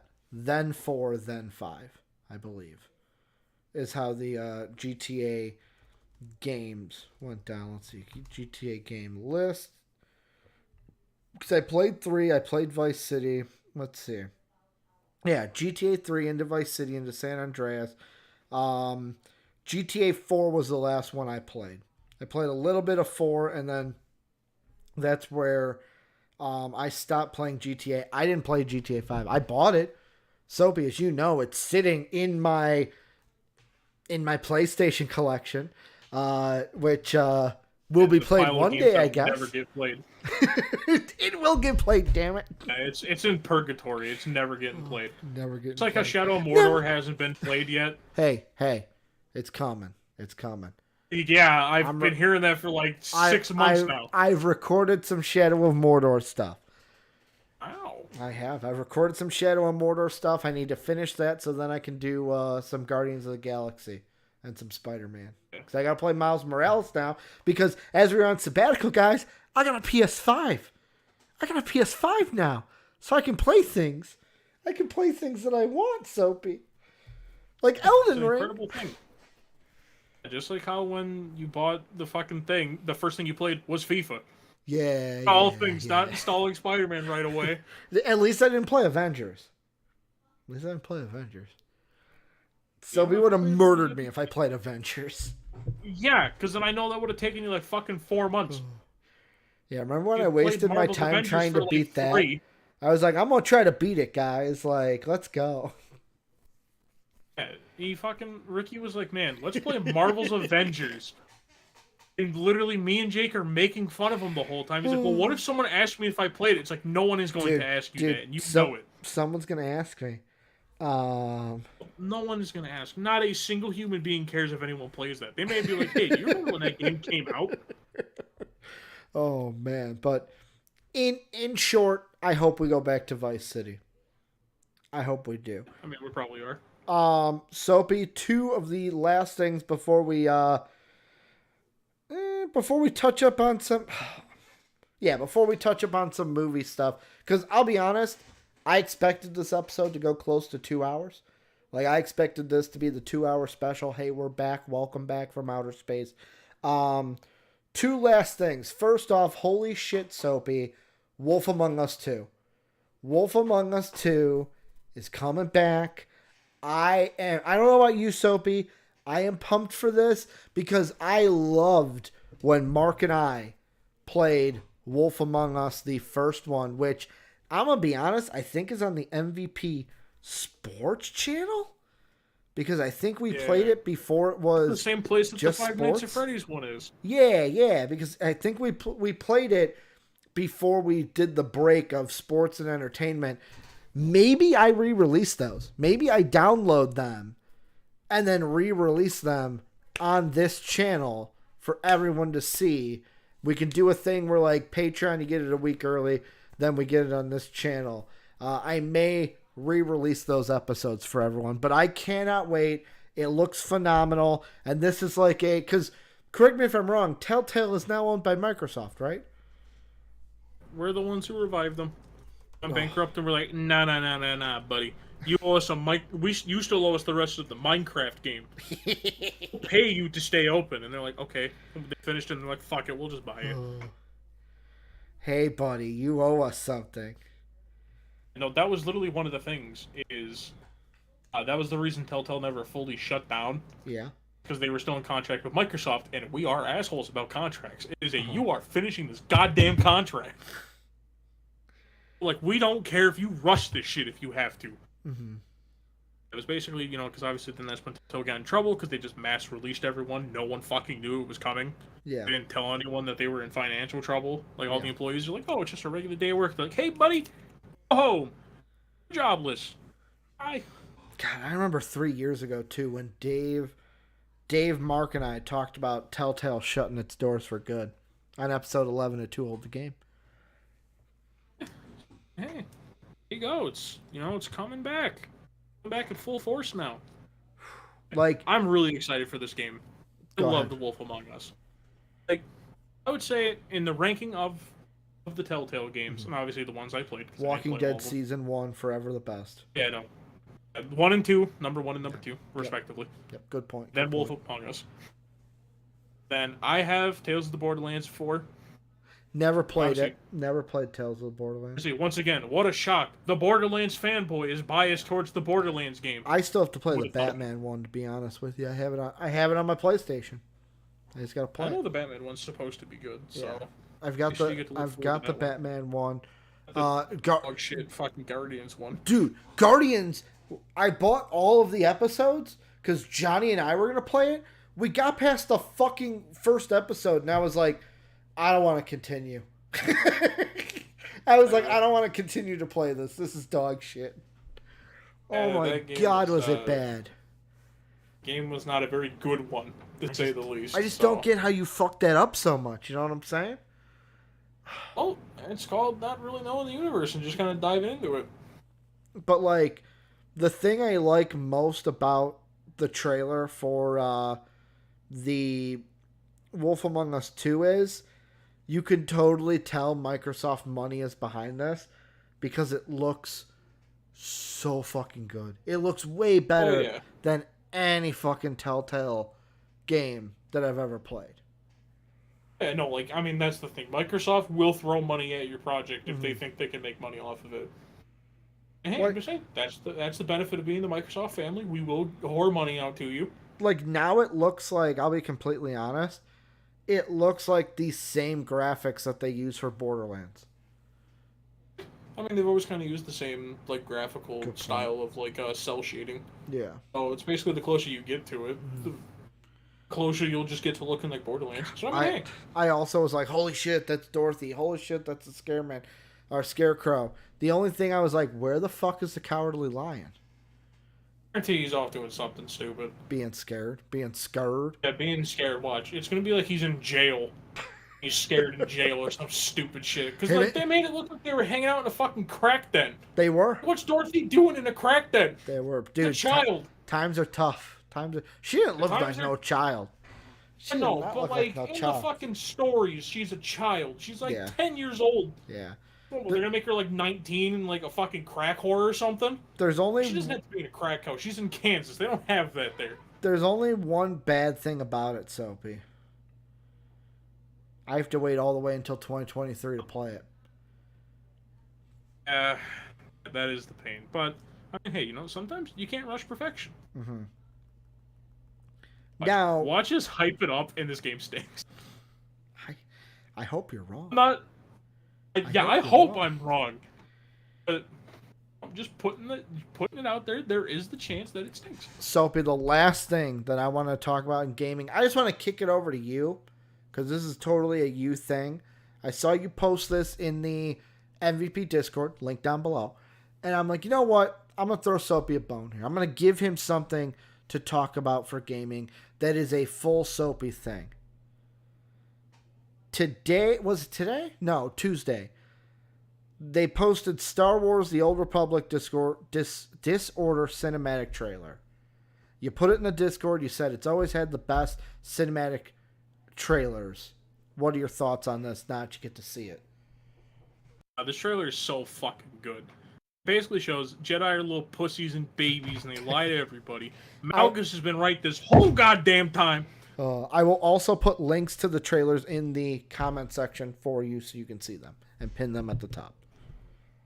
Mostly so then we don't get in trouble for playing the trailer. Yeah, We probably would. Trailers we can get away with. It's music. Sometimes. Some companies get to be assholes about trailers. Usually with trailers, like trailers are easy though. I just have to say like, hey, we're talking over it. And usually the companies go, oh yeah, that's right. We want our shit to be seen, and then they take it off. It's music that is like the shit. It's like the same two companies like we own that. It's like, no, you don't own that. No, They're like, well, we own it now.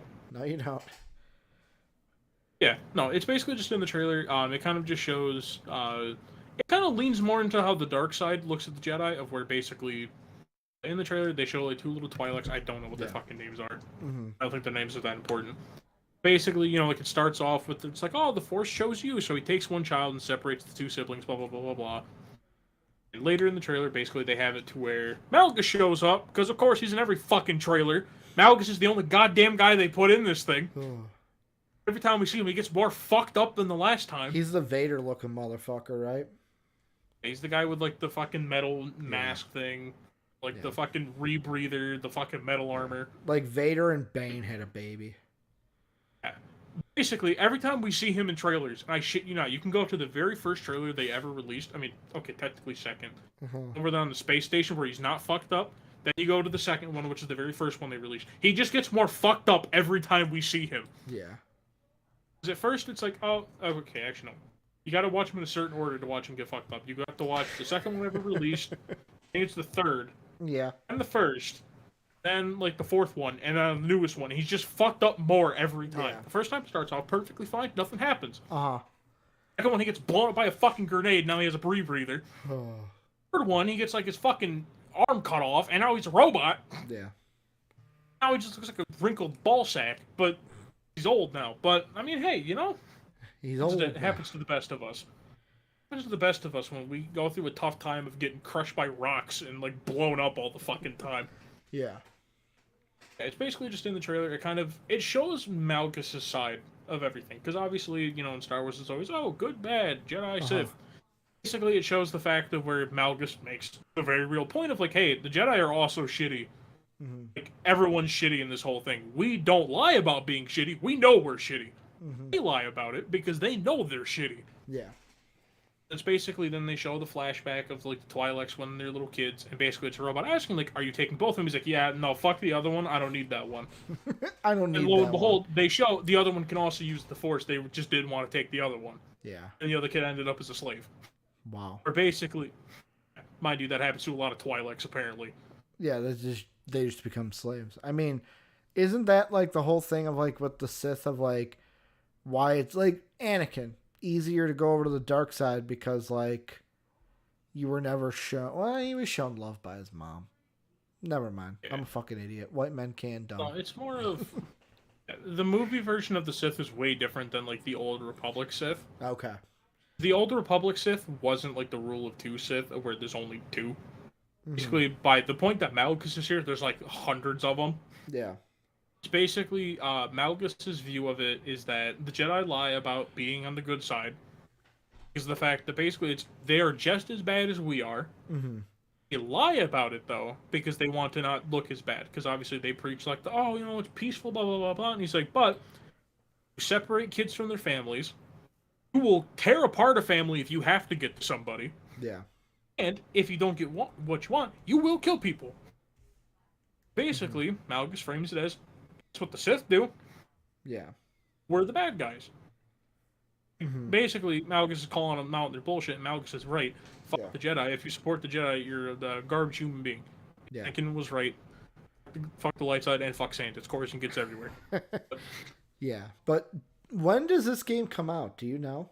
Well, obviously you know. Old Republic's been out for a long time. Chief. Has it? Then why did they... Yet again, I am not an Old Republic guy. Why did they put this trailer out today then? Because they're still releasing DLC for it. Okay. I thought this was like them like redoing the Old Republic and like telling a new story. The way that they've been doing it is they've been remastering the trailers. Oh, okay. This is an actual just new trailer. Yeah. So this is not a new trailer. This is a remaster. This is an actual new trailer. Like this is for like the new thing they're doing. Just because they realized, wow, what a shock! Somehow the people who have absolutely nothing to do with Disney are making the best Star Wars shit. Yeah. Because what a shocker! They know the fucking lore. Yeah, you got a point. They have source material to go off of, unlike Disney, who apparently bought the fucking thing, doesn't know anything about it. But that's besides the point. Dude, there's no source material. How could they learn? No source material. How could they learn? Kevin Feige apparently learned, but no one else did. Kevin Feige's the only one who knows how to read a book, apparently. How Google works. Books are hard. Book scary. Words are scary. Ooh, don't show me the words. People in leather, no. But Soapy, speaking of things that have words, but you don't have to read them sometimes, let's end with some movie news. The first thing, there's a movie that comes out in 2 days. When we do our Friday edition, there's a movie that comes out on Friday based off a video game. You may have heard of the video game before.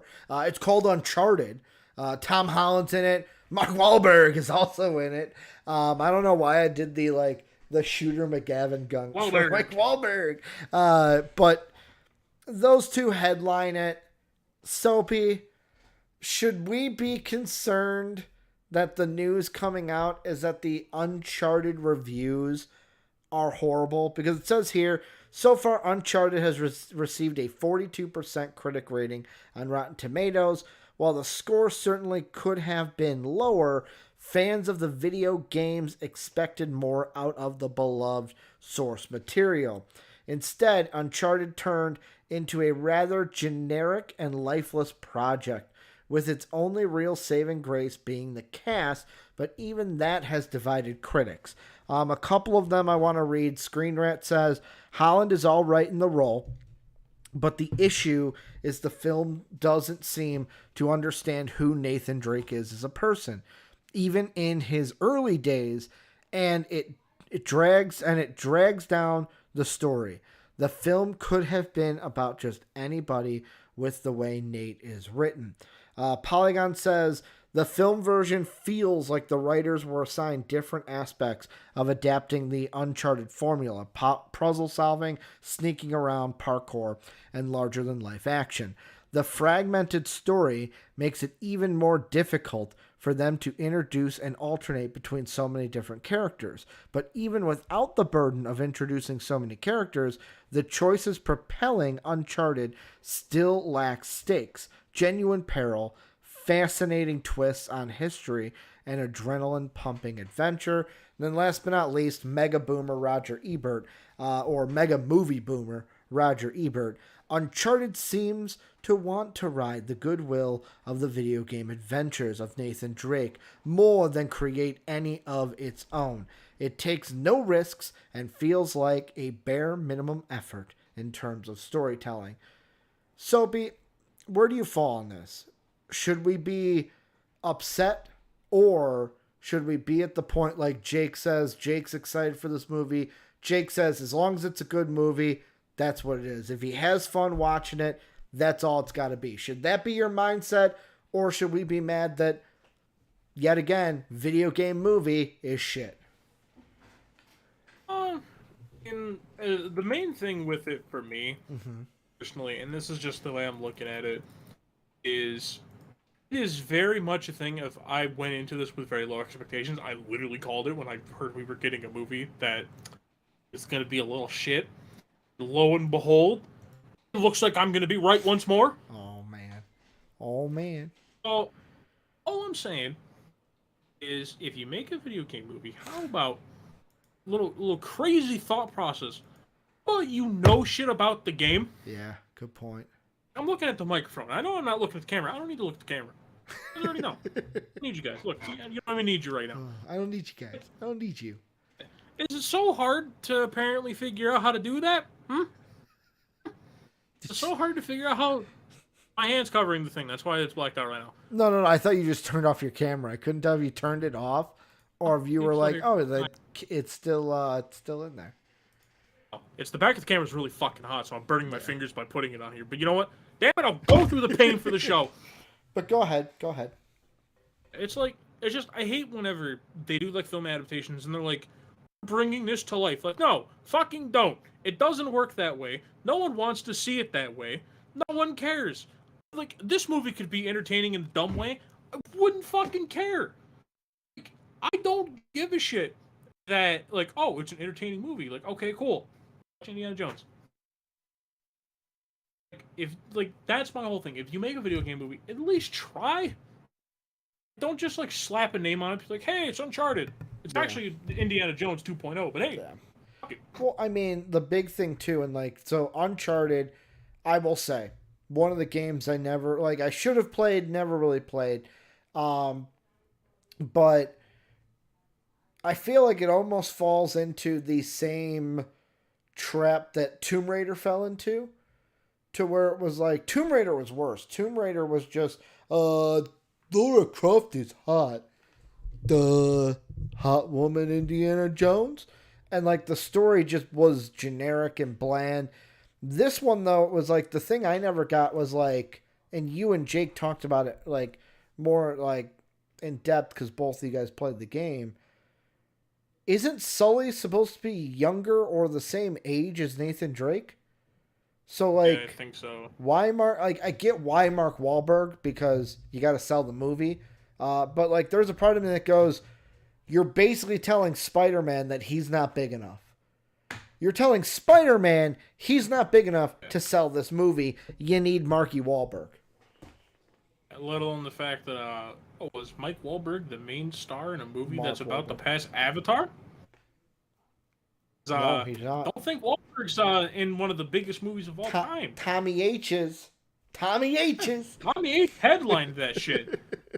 Oh, that's also just a thing. Like, don't get me wrong, I love Tom Holland as an actor. He's an incredible actor. Dude, I do too. Do not cast him that as a person who's supposed to be like in his mid-20s. He looks like he's 10. Yeah. Well, that's the thing. That's not a strike against him. I mean, hey, he's obviously doing something right. He got Zendaya. He's got more than I'll ever fucking have. Yeah. He looks like a kid. Off topic question. Don't need a long answer. We had this debate, Tim, Dave, and I at the Super Bowl. Could you see one day, not now, maybe in the future, Tom Holland playing James Bond? Maybe like a younger version of James Bond. See, I just can't see that. Because he is British. James Bond, I've always imagined. I mean, okay, whoop-de-fucking-do. We've had one British James Bond. He's always been British. Oh, the character's been British. We've had one actor who's been British. Let me guess. That was Sean Connery, right? Oh, the newest one. Craig was British? Craig's British. Was he really? What else has been British? Sean Connery's, I'm pretty sure, is an actor, like making an accent. Yeah. I mean, just like Tom Holland is so good at the American accent, even though he's not American. I never realized Daniel Craig is British. Damn. All right. That's why in the epic rap battle of history, where it's James Bond versus Austin Powers, Sean Connery shows up. He's like, "How about we cast a Bond that's actually English?" Yeah. Lo and fucking behold, no one else has been British. And then they did. But yeah, that was a debate we had. But like, if you're gonna cast Tom Holland as Nathan Drake, why not? Like, that right there shows we do not care about our source material. We need to sell this movie. Mark Wahlberg, here you go. Honestly, I think Wahlberg would have fit better as Nathan Drake. And Tom Just Holland because he is looks more Sully. like him. I mean, not even Tom Holland. Like, not even just Tom Holland being in the movie. Obviously, like I said, love Tom Holland. Yeah. Like, Wahlberg looks more like what Nathan Drake does. Mm-hmm. But, like, to me, I don't think you have to tell a story of a younger Nathan Drake. Yeah. And it's just because then, like, at that point, it's like, man, like, fucking age really hit him hard. He goes, like, because don't get me wrong, I mean, Nathan Drake in the games, looks like a fucking a good-looking guy in his 30s. Like, tell me, like, how fucking long ago in the past is supposed to be? Because once again, Tom Holland looks like a kid. Looks like a baby-faced 14-year-old. Which, hey, Yeah. wait, wish I looked like that. Turns out, no, puberty kicked my ass and basically was like, nah, you ugly. I mean, I just look at it too, and it's like, I agree with what you're saying. Nathan Drake in the games looked older than Tom Holland. It's just like I thought we were over this. I thought, like, because Sonic, going back to Sonic a little bit, that was a video game movie that I was like, okay, when they were like, oh, we're going to make a Sonic movie, I'm like, okay, how do you do a Sonic movie? How the fuck do you bring Sonic into the real world? And they knocked it out of the ballpark. Like, yeah, the first design of Sonic was doo-doo paper, but after the fans bitched and they fixed it, like, the story wasn't bad. Plus, Jim Carrey is a great Robotnik. Like, who knew that Jim Carrey is a good fucking actor? Oh, that's right. Everyone who lived through the 90s at some point, and 2000s knew Jim Carrey. Even the 80s knows Jim Carrey is a great actor. I just, like, if you're going to go see this movie, just be prepared for it to stink. Or be prepared to enjoy that it may be fun, but kind of forget that it's an Uncharted movie. Just forget that it's about Uncharted. Because I just, like... Why can't we make video game movies that are good, Soapy? That's what I think of. Why can't we just do that? Why can't we, like... Here's the thing I think about, and I don't know. Why don't more movie studios do what Disney's done? Like, look at Marvel. Like, yeah, Marvel right now kind of runs itself. Like, Kevin Feige doesn't need to be there all the time. But, like, they got a guy like Kevin Feige who, he's a nerd like us. Oh my God, he understands the shit. He grew up with the shit. He read the shit. He knows the shit.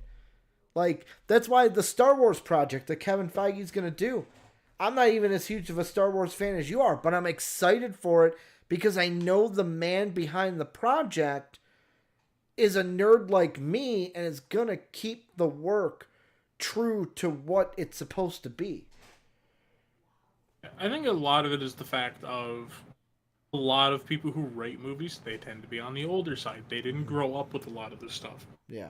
Where, like, and I'm not doing, like, the whole, like, okay, boomer, like, get out of fucking Hollywood thing. It's usually obviously, like, oh, what's the big director? Like, for Batman and Robin, who's the big one? Joel Schumacher, get in here and do a Batman movie. To where, like, it's just like, okay, hey, you get in here, do the fucking movie, like, yeah. Most of them don't do a lot of research, like, like you bring up with Batman. That's why every Batman movie feels the fucking same, because it's the same 3 iterations of Batman they use every time. I mean, Christopher Nolan, the first 2 were amazing. Yeah. The Dark Knight is still one of the best movies of all time. And that is true. Like, for instance, like, when you see Batman in, like, Batman versus Superman, it's the same fucking Batman. It's literally just edgelord Batman, because all we know is the Killing Joke. Yeah. All we know is the really dark comic. We don't know that, like, Batman's kind of funny sometimes. With Superman. I still fucking big Superman movie. No one makes Superman funny. They're just like, yeah, he's emotional as God. It's like, you guys know if he didn't know he was an alien. Also didn't know that, he was fucking immortal. The only reason he found out is he punched a fucking wooden beam in half. I still fucking hate Zack Snyder for that movie. I still can't stand him for that movie. Yet again, Zack Snyder, you could do it because you did 300, right? 300 was a good movie. The only good movie that Zack Snyder has ever done, by the way, is 300. The only fucking good movie he's done is 300. But no, let's give him Justice League, and let's give him Sucker Punch, and let's give him... Oh my God. I was excited for Sucker Punch too, Soapy. I saw the trailer for that, and I was like, oh my god, that looks like a good movie. Then I fucking watched it, and I'm like, what the hell is this, Zack Snyder? Oh, I didn't even know what Sucker Punch was, but I was excited for it. God, I can't stand that man. Oh, if we ever get an interview with Zack Snyder, you're the one to do it. I couldn't do it. I couldn't. I mean, I'm not going to be in a better spot to do it either, so... We'll get Jake to do it. But... We'll probably be in the same boat. Taking a step aside, the other thing, the Uncharted movie director, I don't know if this is good or bad because he's the director. He's fucked this one up. Maybe he'll fuck the next one up. In an interview with Digital Trends, Uncharted movie director Ruben Fleischer said that he's developing a potential adaptation of the classic franchise Jak and Daxter. And guess who wants to star as Jak? And you know what, Soapy? Could actually see him as a good Jak. Tom Holland. Tom Holland. Could he fit Jak better than Nathan Drake, though? Because Jak's a fucking kid. Absolutely. And you know who you get as Daxter? Jack Black. May as well. You know what? Let's reunite all the Spider-Men again. Let's get fucking Tobey Maguire to show up. Just anybody that's funny. Like, you just get a funny man. What? Just get all the Spider-Man back in another movie. Let's just make up a random ass character that travels around with Jak and Daxter. Oh. It'll be like Jak, Dax, and like Max, and like Max gets to be fucking Garfield. I'm trying to think who can have all the Spider-Man again. I'm trying to think who would be a good Daxter. Like, who would be a good wise guy? Wise guy voice, because you don't need him to. Daxter's the really tiny one, right? Yeah, he's the like mole rat thing. Danny DeVito, let's go! Danny DeVito is Jesus Christ, no. Jesus Christ, no. I don't want any of that. I want Danny DeVito as Daxter. Oh. God, I would have to do some research in that. I'm trying to think, like, I just said Jack Black because, like, fuck it, that's what they would do. But, like, I'm worried because I'm like, you fucked up Uncharted. Now you want to fuck up one of my favorite video games of all time, by the way. Like, I don't know about you. I feel the same way, by the way. I love the Jak and Daxter series. I only played one because I don't think I was old enough to play the other ones. I don't remember which one I played. But, like, for me, I look at it and did Jak talk? I don't fucking remember. It's been so long since I played this. Because in the first game, he doesn't talk. I think it's one that he talks. I honestly don't remember which one it is. My whole thing is just like, is this something that really needs a movie? Yes. Like, I think it would be a great movie. The only reason I'm saying that, when's the last time anyone around my age heard of Jak and Daxter? You gotta think, like, you can't just only aim older crowds. Obviously, a lot of people like that. It's so funny because I was having a conversation with Dave and I was like, man, you know what game would be perfect as a movie? Jak and Daxter. And then I fucking looked and read articles and they're like, oh, they want to make it. And I was like, please don't fuck this up for me. Please don't, like, thank God you didn't fuck up Sonic. You fucked up World of Warcraft. That movie. Yeah, because the World of Warcraft movie didn't make any fucking sense for anybody. It didn't make anything. It's like they went in and was like, what's the game? What is this? This is not how it works. And they went into it and they were like, all right, let's make a movie for the fans of the games. And the fans of the games like, what the fuck is happening? You have people who know the shit that happens in the world, and they can't even fucking tell you what's going on. It was like, I'm Medivh, and I'm in Karazhan. That's the only thing that made sense. Medivh, Karazhan. That's it. Karazhan didn't even make sense. It's like, how about, no. I mean, I would go into this with the expectation that it's not great. Yeah. That's just my advice. Of understand the track record of gaming movies. Understand the probable reality. Let's hope the probable reality is not real. Let's hope we get like a Doctor Strange situation. We get everything to go perfect. Just mentally prepare yourself for that. Well, I felt this exact same way, by the way, about Ready Player One when it came out. So, speaking of which, the last thing I will bring up is the last thing we'll end the show on.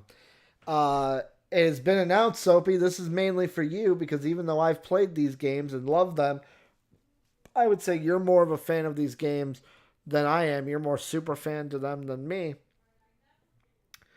Netflix is going somewhere beyond the sea after it announced it will be producing a live-action film based on BioShock. In a tweet, the streamer announced that it will be partnering with 2K and Take-Two on a live-action adaptation of Ken Levine's popular immersive sim set in an underwater city that was meant to house the greatest minds on Earth before descending into chaos.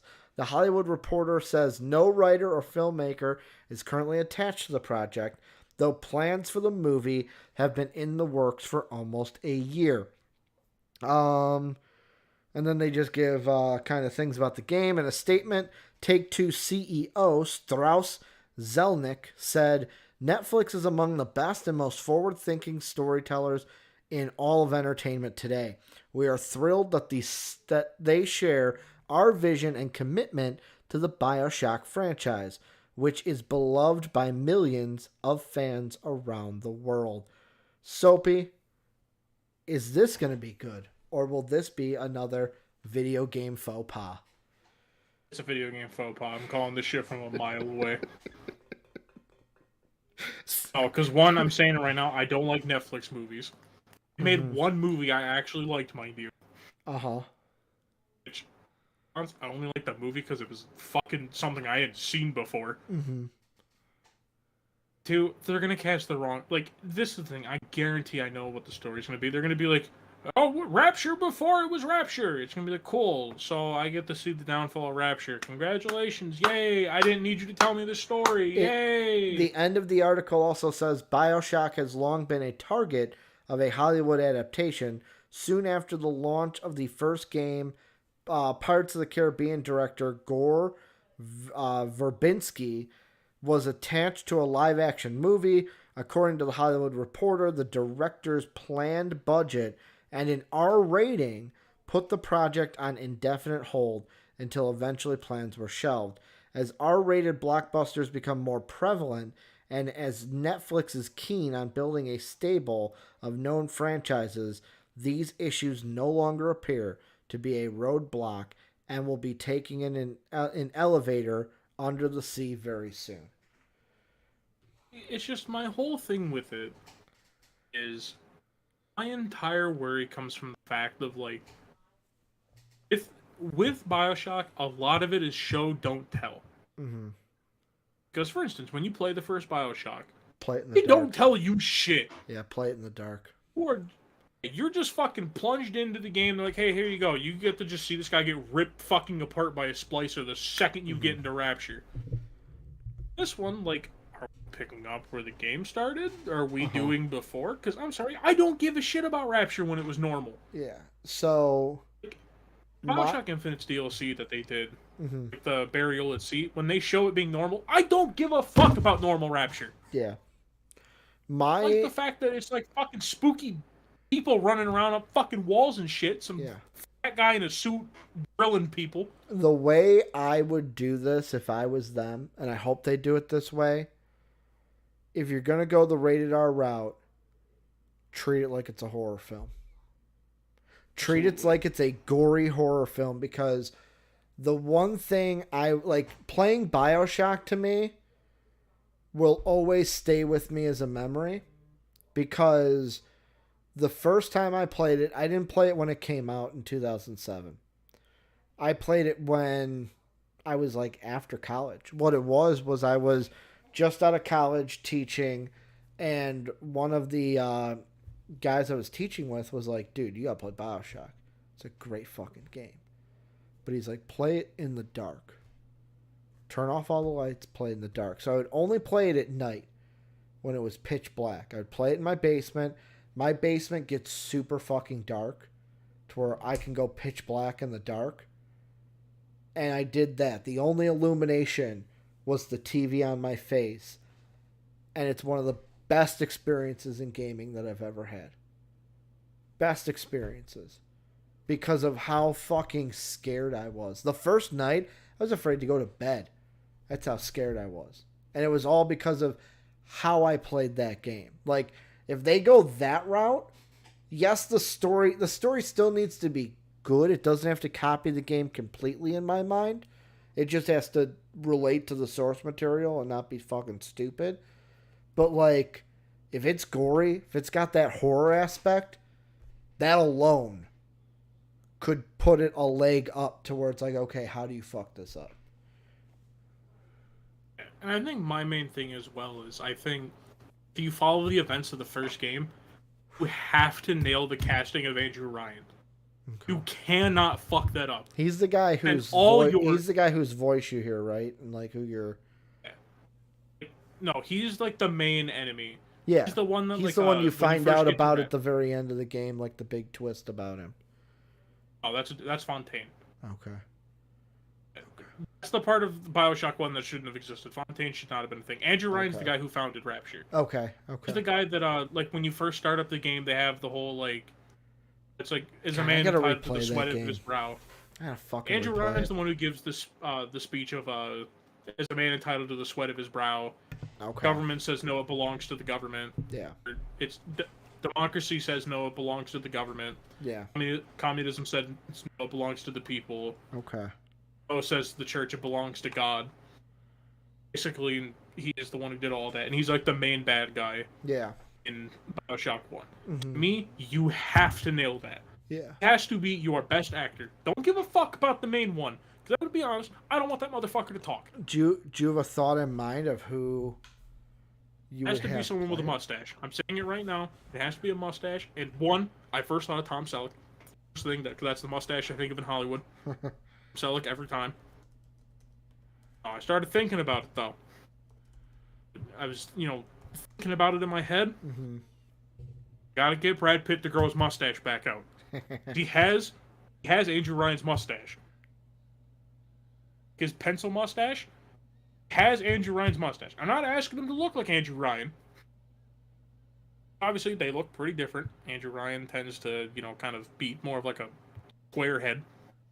Yeah. Like, that's the thing. It's, to me, I know some people would be like, that's really stupid to have as a requirement. The only thing is, at least try to get him to look close. Like, I wouldn't I know I always throw Danny DeVito's name out there as a joke because I love Danny DeVito and he's a national treasure and should be treated like one. Mm-hmm. Like, I wouldn't say Danny DeVito's name for this one because one, if Danny, don't get me wrong, I don't doubt Danny DeVito could do a good performance. It's the only thing though where it's like, you need someone that has a gravitas when they talk. That's Andrew Ryan. He's not there physically. Yeah. If you're following how it normally is, if you're following the events of the first game, they're probably not going to, like I said, they're going to do the fucking prerequisite. Mm-hmm. And I'm going to want to slam my head into a fucking moving car. Like I said, I don't want to see pre-Rapture. Yeah. I think that's why I'm saying you really need to hit it home with Andrew Ryan, because the fact that he is the ever-present thing keeping you going. Yeah. Obviously, like, you have the guy who you work with, I forget what his fucking name is. When you say gravitas, do you mean like a low voice? No, I mean, like, there's gravity when they talk. Okay. It's like, it's sort of a, like, I'm trying to think of how to explain it. I'm going to use your favorite Zack Snyder movie, 300. Yeah. Like when Leonidas talks and how, like, you as the listener are like, I don't give a fuck what else is going on, I'm listening to that. It needs to be something like that, because when Ryan talks, it's important. It's like, when the other guy's talking, you can zone him out. It doesn't fucking matter. If the main character talks, it doesn't matter. You can zone that out. When Ryan talks, it is important. It is the most important thing you will hear, because he's basically telling you the entire time, hey, you're a slave, dum-dum. For the fucking game that's been out for like 13 years now. Yeah. That's the thing. It's just, if it follows the events of the first game, please, for the love of God, don't skimp on the fucking actors. So pick some random nobody off the street. I just looked in an article, and I'll be honest, most of the articles about casting a BioShock movie are from like 2009. And like one of them was Christian Bale.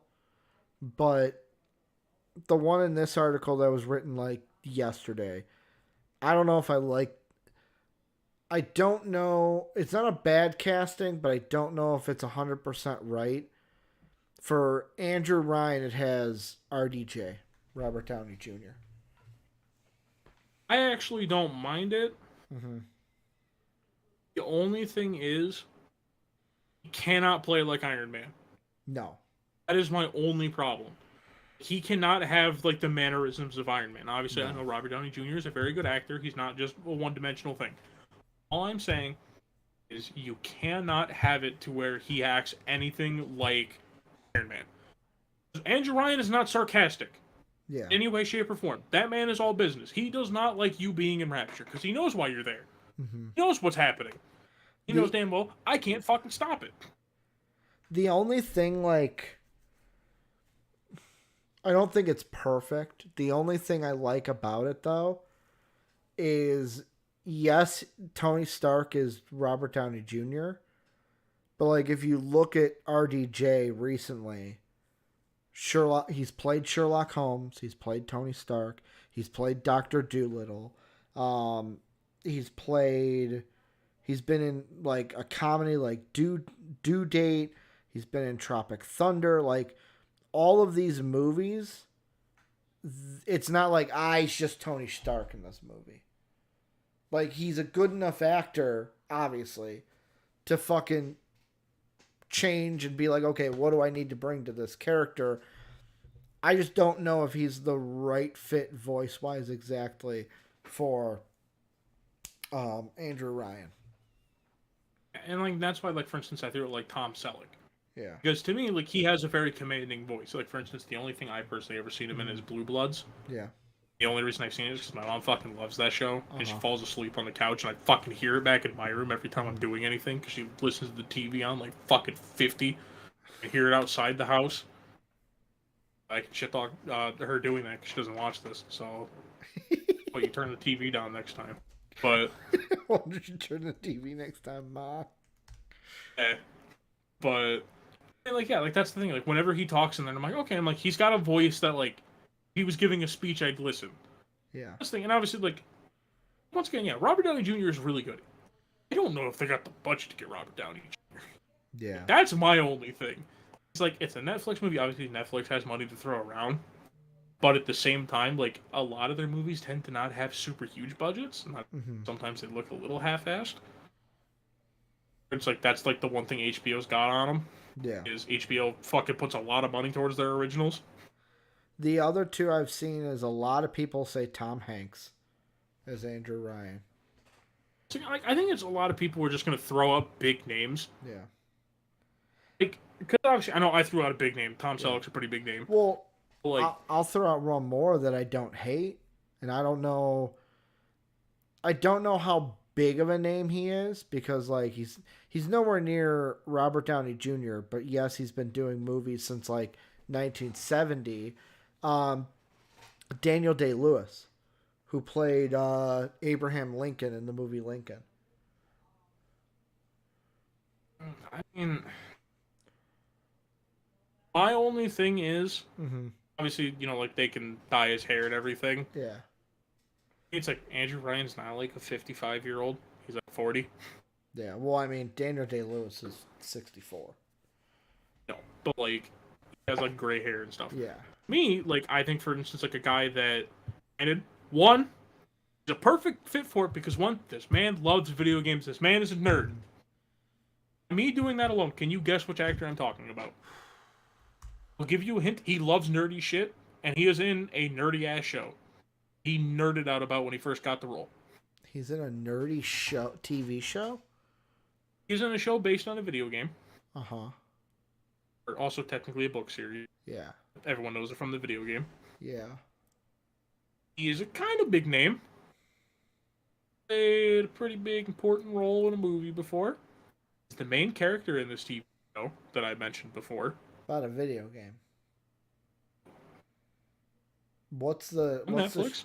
It's on Netflix? It's a Netflix original. Is it Castlevania? Castlevania. Trying to think of things about At one point, okay, I'll give a thing from a movie he was in. I'm not saying the movie because it'll Yeah. give it away. He had to green screen his his mustache off because in a different Henry movie he had to. Cavill. You're talking about Henry Witcher. Cavill would be the That's perfect it. one.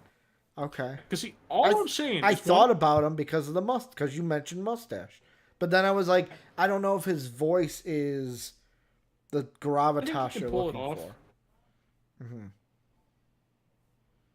Like, that's the only part that I'm questioning with it. Yeah. Also, at the same time, I believe in his acting chops enough that I think he can pull that off. Especially because the fact that, one, you gotta think he's gonna be fully in on this shit. It's a video game. That man is a fucking nerd. That guy is the buffest gamer in history. Yeah. That man literally is what, like, every gamer wishes they were.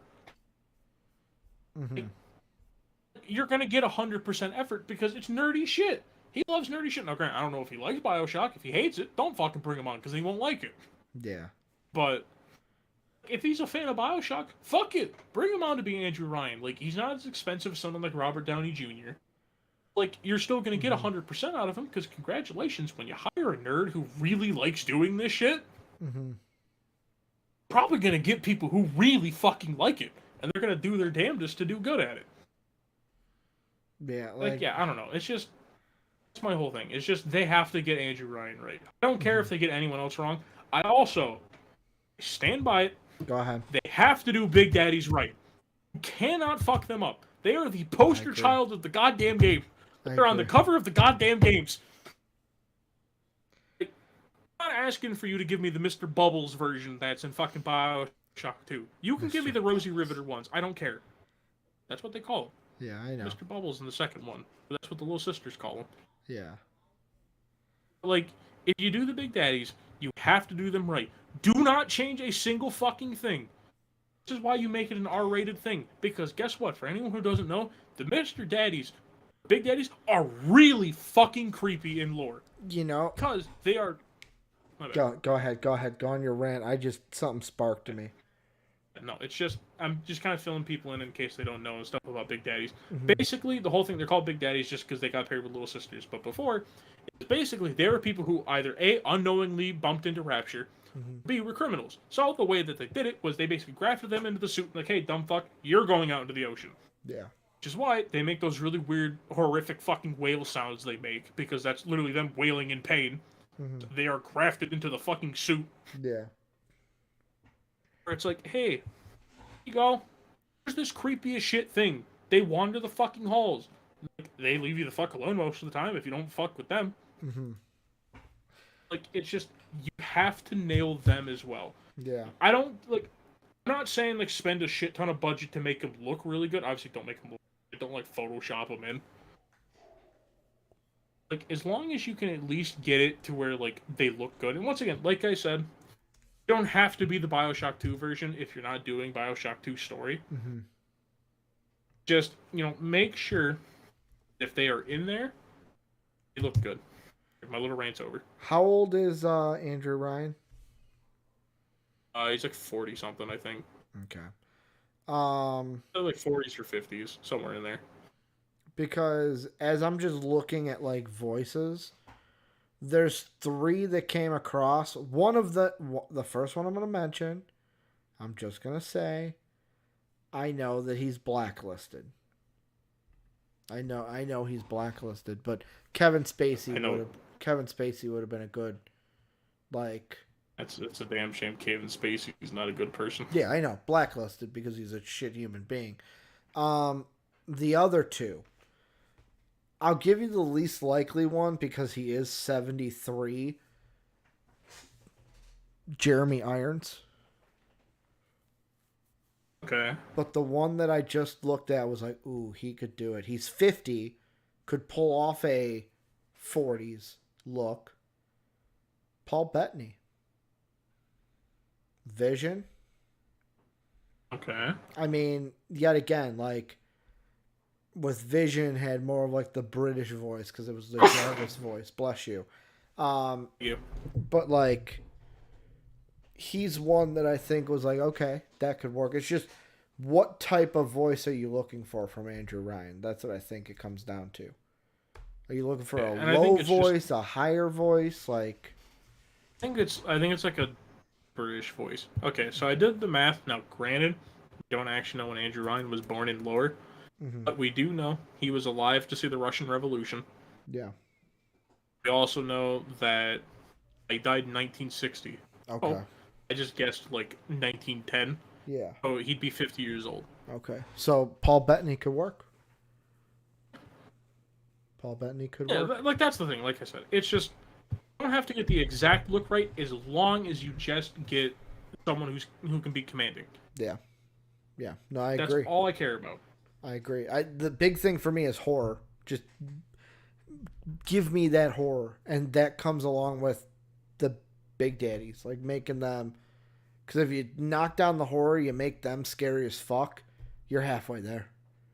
You're halfway there. And then all you got to do at making that this. point is then just make the splicer scary. Yeah. No. Yeah. I think. Go ahead. Last thing, and then we'll wrap this up because we were at 2.5 hours almost. Yeah. I mean, hey, this is the pilot. The pilot's always the longest one. I hope you guys have loved like listening to this because I have absolutely loved doing this. This has been a fucking blast. Yeah, it's good to be back there. But like, the main thing as well is just like if you can make the Big Daddy scary and you can make the splicer scary. Yeah.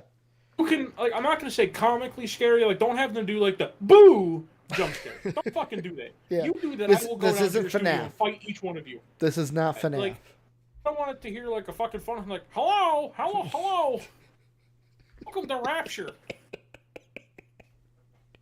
That's what we need. We need a Voices Five Nights get at kinda Freddy's quirky BioShock at crossover. That's what we need. That's what Andrew Ryan is. He's actually Golden Freddy this whole time. We're trying to. We went to Rapture to figure out what happened to the bite of '87. Is he Purple Man? Yeah, he's purple guy. Andrew Purple Ryan's been guy. purple guy this whole time. Oh man. This is how you get like Matt Pat and people like that to watch. Is you fucking just tie Five Nights at Freddy's in and be like. They got to do then Andrew millions Ryan, of theories, and then Matt Pat's got to do a film theory one and a game theory one because the game and the movie collide. You know, just. And then he's got to make a food for it and do a food theory one. We'll be like, can you gene splice with potato chips? And like we'll get like a weird fucking thing like, can you make chips that alter your DNA? It's like I don't think that's legally allowed. I think you're on a watch list somewhere if you're doing that. I don't think that's legally allowed. I'm pretty sure that's like human experimentation. I don't think you're allowed to do that unless they willingly sign up. And I don't know who's going to sign up to have their genes changed. Yeah. Oh man, but that is gonna do it for the first episode of White Men Can't Dumb. If you've stayed around for the full almost 2.5 hours, as I'm looking, we haven't been talking for 2.5 hours, but we've been live for almost 2.5 hours. Thank you guys for everything that you do. Listen, like, subscribe, join the Discord. That is down below in the comment section. We're always talking about nerdy shit. We got music, movies, gaming channel, TV channel, as well as sports if you like that too. But yeah, we got a Discord where we talk as a community. You can hit us in the comment section with anything you thought about today's episode. Soapy and I will be back Friday. We're going to do these Monday, Wednesday, Friday. They're all not going to be this long. As Soapy just said about a second ago, this was kind of the big shebang of, hey, first one, let's put it out there. Let's give you guys a lot of substance to enjoy. So we'll be back Friday. Thank you guys for everything you do. And as always, have a good day, everybody. Bye. I turn my hand towards the camera so I don't look like a fucking idiot.